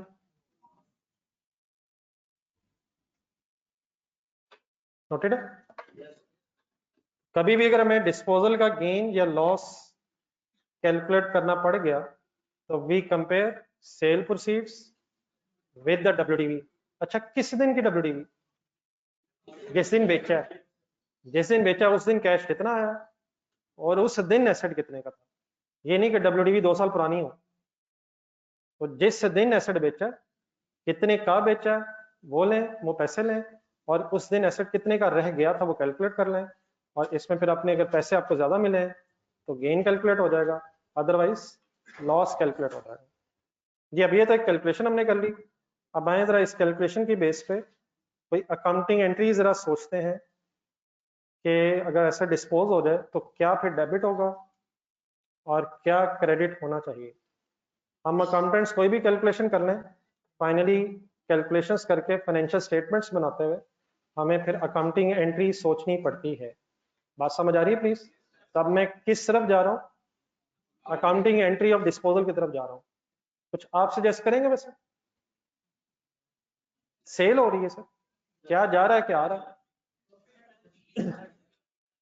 कैश आ रहा है, कैश आ रहा है, एसेट है, क्या होना चाहिए? कैश कितने से डेबिट? 130,000, 1,30,000। क्या जा रहा है? मशीन जा रही है। मशीन डेबिट या क्रेडिट? मशीन क्रेडिट कितने से? 130, 130। हाँ जी, ये अल्हम्दुलिल्लाह एक भाई ने एक ऐसी बात की है जिससे थोड़ा सा जरा मुझे महसूस हुआ है कि आज का दिन हमारा ज़ाया नहीं हुआ। मशीन कितने से क्रेडिट जब मैंने सवाल पूछा तो अब आपके जहन में एक पहले क्वेश्चन आना चाहिए था, क्या मशीन का लेजर डिस्पोजल से पहले कॉस्ट पे बना हुआ है या डब्ल्यूडीवी पे बना हुआ है? नहीं, मतलब ये पहला सवाल था। मीन्स से जरा फिगर्स देखें, क्या हमारी बुक्स में डिस्पोजल से पहले ये मशीन आ रही होगी? तो सर जी खरीदी होगी सर, अभी बेची ने बेचारी है। तो डिस्पोजल से पहले, डिस्पोजल की काउंटिंग से पहले हमारी बुक्स में ये मशीन 7,50,000 पे अपने लेजर में थी या 1,50,000 पे अपने लेजर में थी? नहीं, मतलब अब ये दोनों पॉसिबिलिटीज है। अगर आप लोगों ने 750 बोला तो आपने बिल्कुल ठीक बोला, लेकिन आपने क्या अज्यूम किए कि एसेट अकाउंट कॉस्ट पे था और एक्यूमुलेटेड एप्रिसिएशन का लेजर अलहदा बना हुआ था। लेकिन एक ऑल्टरनेट भी क्या हो सकता है कि एसेट अकाउंट कॉस्ट पे होने की बजाय 1,50,000 की डब्ल्यूडीवी पे आ रहा हूं। तो दोनों पॉसिबिलिटीज हो सकती हैं। हम अपनी डिस्कशन को आज जो करते हैं, लेट्स अज्यूम कि एसेट अकाउंट डब्ल्यूडीवी पे, तो ये सबसे इंपॉर्टेंट सवाल पहले उठना चाहिए हमेशा जब भी हम डिस्पोजल की तरफ जाएंगे। कैश तो आ गया, कैश आ गया, उसने डेबिट हो जाना, एसेट ने यकीनन क्रेडिट होना है, लेकिन कॉस्ट पे क्रेडिट होना है या डब्ल्यूडीवी पे होना है, ये पहले सवाल जहन में आना चाहिए। फिर इंशाल्लाह हम क्वेश्चंस देखा करेंगे। अगर एक्यूमुलेटेड डेप्रिसिएशन का लेजर अलग बन रहा है तो हिम्मत करें फिर किस पे क्रेडिट होना चाहिए? कॉस्ट पे क्रेडिट होना चाहिए। लेकिन अगर एक्यूमुलेटेड डेप्रिसिएशन का लेजर अलग नहीं है तो फिर डब्ल्यूडीवी पे क्रेडिट होना चाहिए। तो let's assume for sake of this discussion कि हम एसेट अकाउंट को डब्ल्यूडीवी पे ही बना रहे हैं, या कॉस्ट पे भी हो सकता है, वो फिर हम अलग सिनेरियो में इंशाल्लाह डिस्कस करेंगे। तो आए बिस्मिल्लाह पढ़े, दोबारा शुरू करते हैं। 1,30,000 से क्या डेबिट होना है? कैश। अच्छा, एसेट ने 130 से कभी क्रेडिट नहीं होना। एसेट ने उस अमाउंट से क्रेडिट नहीं होना जो पैसे आए हैं, एसेट ने उस अमाउंट से क्रेडिट होना जिस पे वो आपकी बुक्स में है। हमारी बुक्स में वो जिस वैल्यू पे है उस वैल्यू से क्रेडिट होना।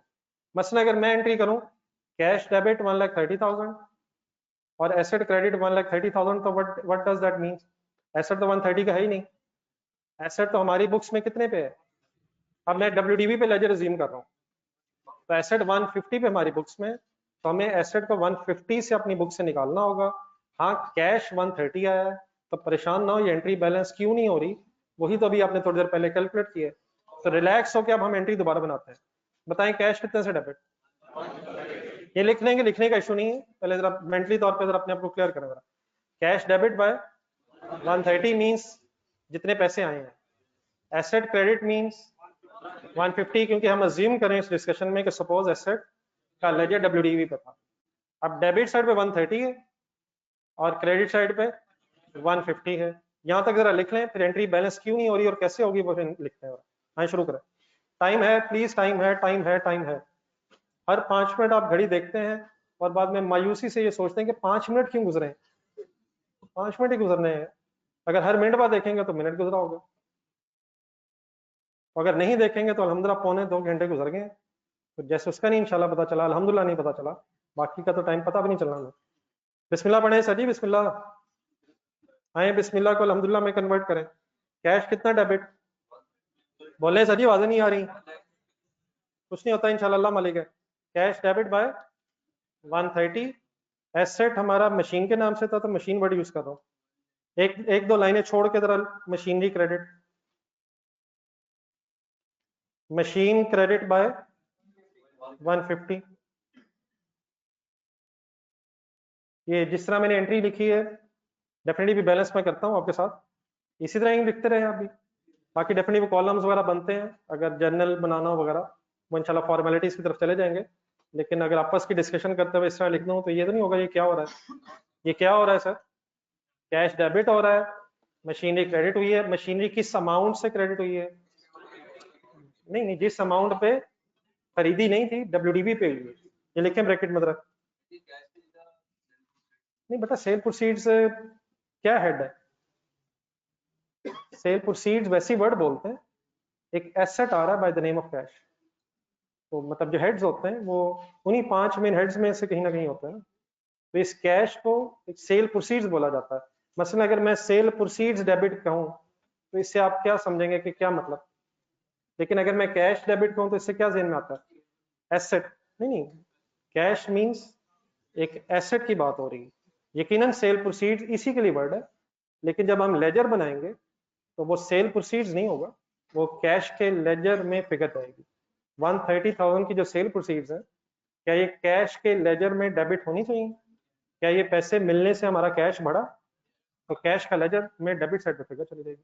आप ही थे या कोई और सवाल था, ठीक है क्लियर। तो ये मैंने जस्ट आपको बताया, एग्जामिनर अक्सर वर्ड यूज कर देता है सेल प्रोसीड्स, अगर कभी वो वर्ड यूज करे तो सिंपली इसका मतलब उन पैसों की बात हो रही है जो हमें एसेट बेच के मिले, ठीक है। चले सर, ये एंट्री बैलेंस नहीं है यार।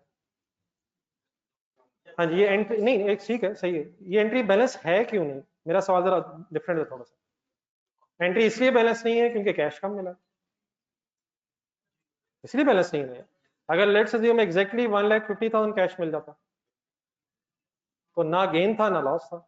ये एंट्री इसलिए बैलेंस नहीं है because cash is less than the WDV. अब अगर इस एंट्री को मैंने बैलेंस करना है तो आपको ये पता है कि किन अमाउंट्स में डिफरेंस है, डेबिट्स कम है या क्रेडिट्स कम है, डेबिट्स कम है। तो डिफरेंस डेबिट्स में अगर मैं 20,000 लिखूंगा तो क्या ये मेरी एंट्री बैलेंस हो जाएगी। अच्छा, आई होप कि आपको इस तरह से पता है कि क्या पॉसिबल है कि एक एंट्री बनाते हुए 2 से ज्यादा हेड्स इन्वॉल्व हो जाए। कंपाउंड एंट्री लिख रहा हूँ शायद, कंपाउंड एंट्री। यार 2 हेड्स नहीं होते, एक डेबिट हेड एक क्रेडिट हेड। नहीं वो जरूरी नहीं है, हेड शायद ज्यादा हो सकते हैं, लेकिन फाइनली डेबिट्स की अमाउंट और क्रेडिट्स की अमाउंट सेम होनी चाहिए। तो 2 से ज्यादा हेड्स कभी आपने एंट्री करते हुए देखे हैं, तो मैं एक कंपाउंड एंट्री कर रहा हूँ जिसमें कैश और एसेट के साथ साथ शायद लॉस भी रिकॉर्ड होता है। तो सिंपल बेटा बात यह है कि अगर कैश कम है तो डेबिट अमाउंट्स में डिफरेंस आ जाया करेगा, और डेबिट अमाउंट्स का जो डिफरेंस है वो फिर लॉस ऑन डिस्पोजल कहलाएगा। क्या लॉस अगर हुआ है तो वो कोई डेबिट बैलेंस होना चाहिए, क्रेडिट बैलेंस होना चाहिए, और अगर गेन हुआ है तो इनकम्स के क्रेडिट बैलेंसेस होते हैं और एक्सपेंसेस के डेबिट बैलेंस होते हैं। तो अगर गेन है तो वो sort of income main head में है, तो गेन क्रेडिट बैलेंस है, और अगर लॉस होगा तो उसका डेबिट बैलेंस है। एक सेकंड बाद में कंप्लीट करता हूँ जरा, जस्ट मिनट। अगर सपोज ये कैश आपका 170 होता ये चले 180 होता सपोज, नहीं फिर भी एंट्री बैलेंस नहीं होनी थी। कैश 180 है, एसेट की WDV 150 है। अब ये एंट्री कैसे बैलेंस करूंगा मैं? अब ये क्रेडिट अमाउंट्स में 30 होना चाहिए, तो क्रेडिट अमाउंट्स में 30 होने का मतलब कैश 30,000 ज्यादा है, देयरफॉर गेन हो जाएगा। तो पहले दो हेड्स हैं, एक कैश का हेड है और एक एसेट का हेड है।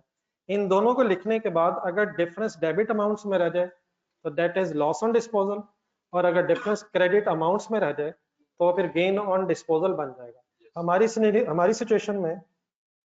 हमारी सिचुएशन में लॉस क्यों बन रहा है?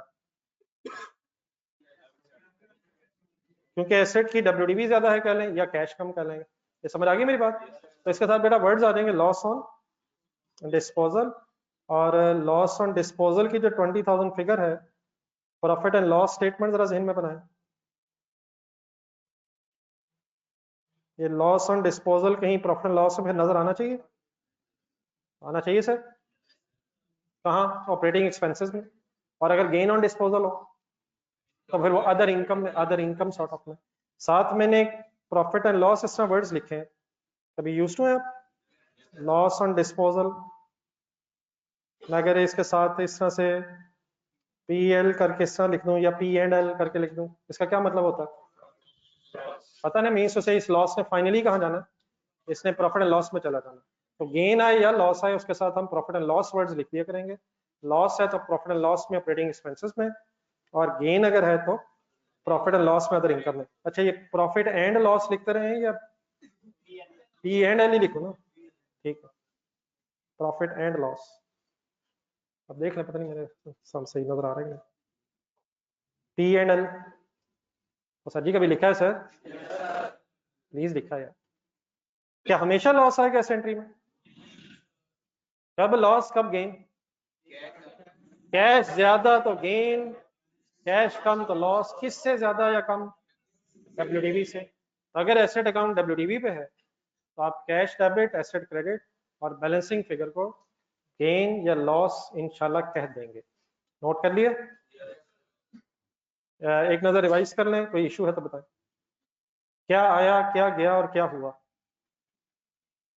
कैश आया, एसेट गया, मशीनरी गई, लेकिन कैश कम आया, एसेट बुक्स में ज्यादा वैल्यू पे था, देयरफॉर 20,000 का लॉस प्रॉफिट एंड लॉस में रह गया।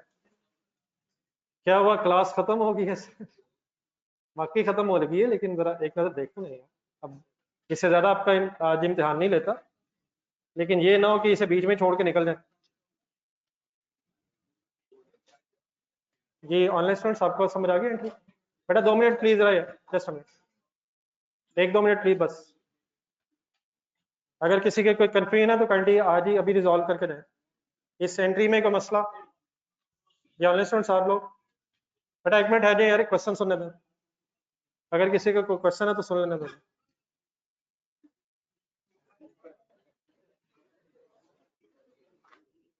फिजिकली तो बैठे नजर आ रहे हैं, लेकिन मेंटली तौर पे मेरा ख्याल है सब लोग खड़े हो चुके हैं। चलें इंशाल्लाह ये डिस्कशन कल यहीं से शुरू करते हैं। थोड़ा सा रिवाइज होनी चाहिए जी, आज की बात है, कल रिवाइज करके आइएगा प्लीज। अभी होमवर्क शायद 1-2 दिन ना हो, लेकिन जो पढ़ रहे हैं रोज का रोज उसको जरा रिफ्रेश करने की कोशिश किया करें। ये बेटा ये डिस्पोजल की एंट्री बस कंप्लीट होगी। अगर एक कंपाउंड एंट्री करनी है तो ये डिस्पोजल की वो करते हैं कल बात। अभी तो बात शुरू हुई है, अभी बहुत कुछ इंशाल्लाह कल करेंगे। कॉस्ट पे भी है, वो भी है और वो भी है। अगर बेटा गेन होगा तो क्रेडिट अमाउंट्स में डिफरेंस आ जाएगा, और अगर लॉस होगा तो डेबिट अमाउंट्स में डिफरेंस आ जाएगा। ये ठीक है जी दोस्तों में? एक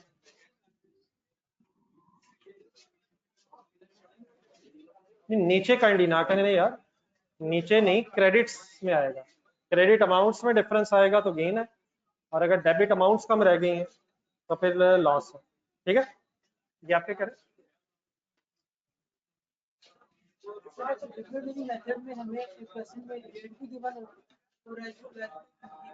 आप अगर रेट गिवन है तो आप रेट को एज इट इज यूज करेंगे विदाउट डिडक्टिंग रेजिडुअल वैल्यू।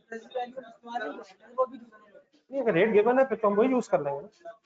अगर रेट गिवन है तो रेट कैलकुलेट करते हुए रेजिडुअल वैल्यू को कंसीडर कर लिया गया होगा, हम कुछ भी नहीं करेंगे। अगर रेट गलत है वो एक अलग इशू है, लेकिन अगर रेट गिवन है तो एज इट इज यूज करेंगे। नहीं करेंगे नहीं।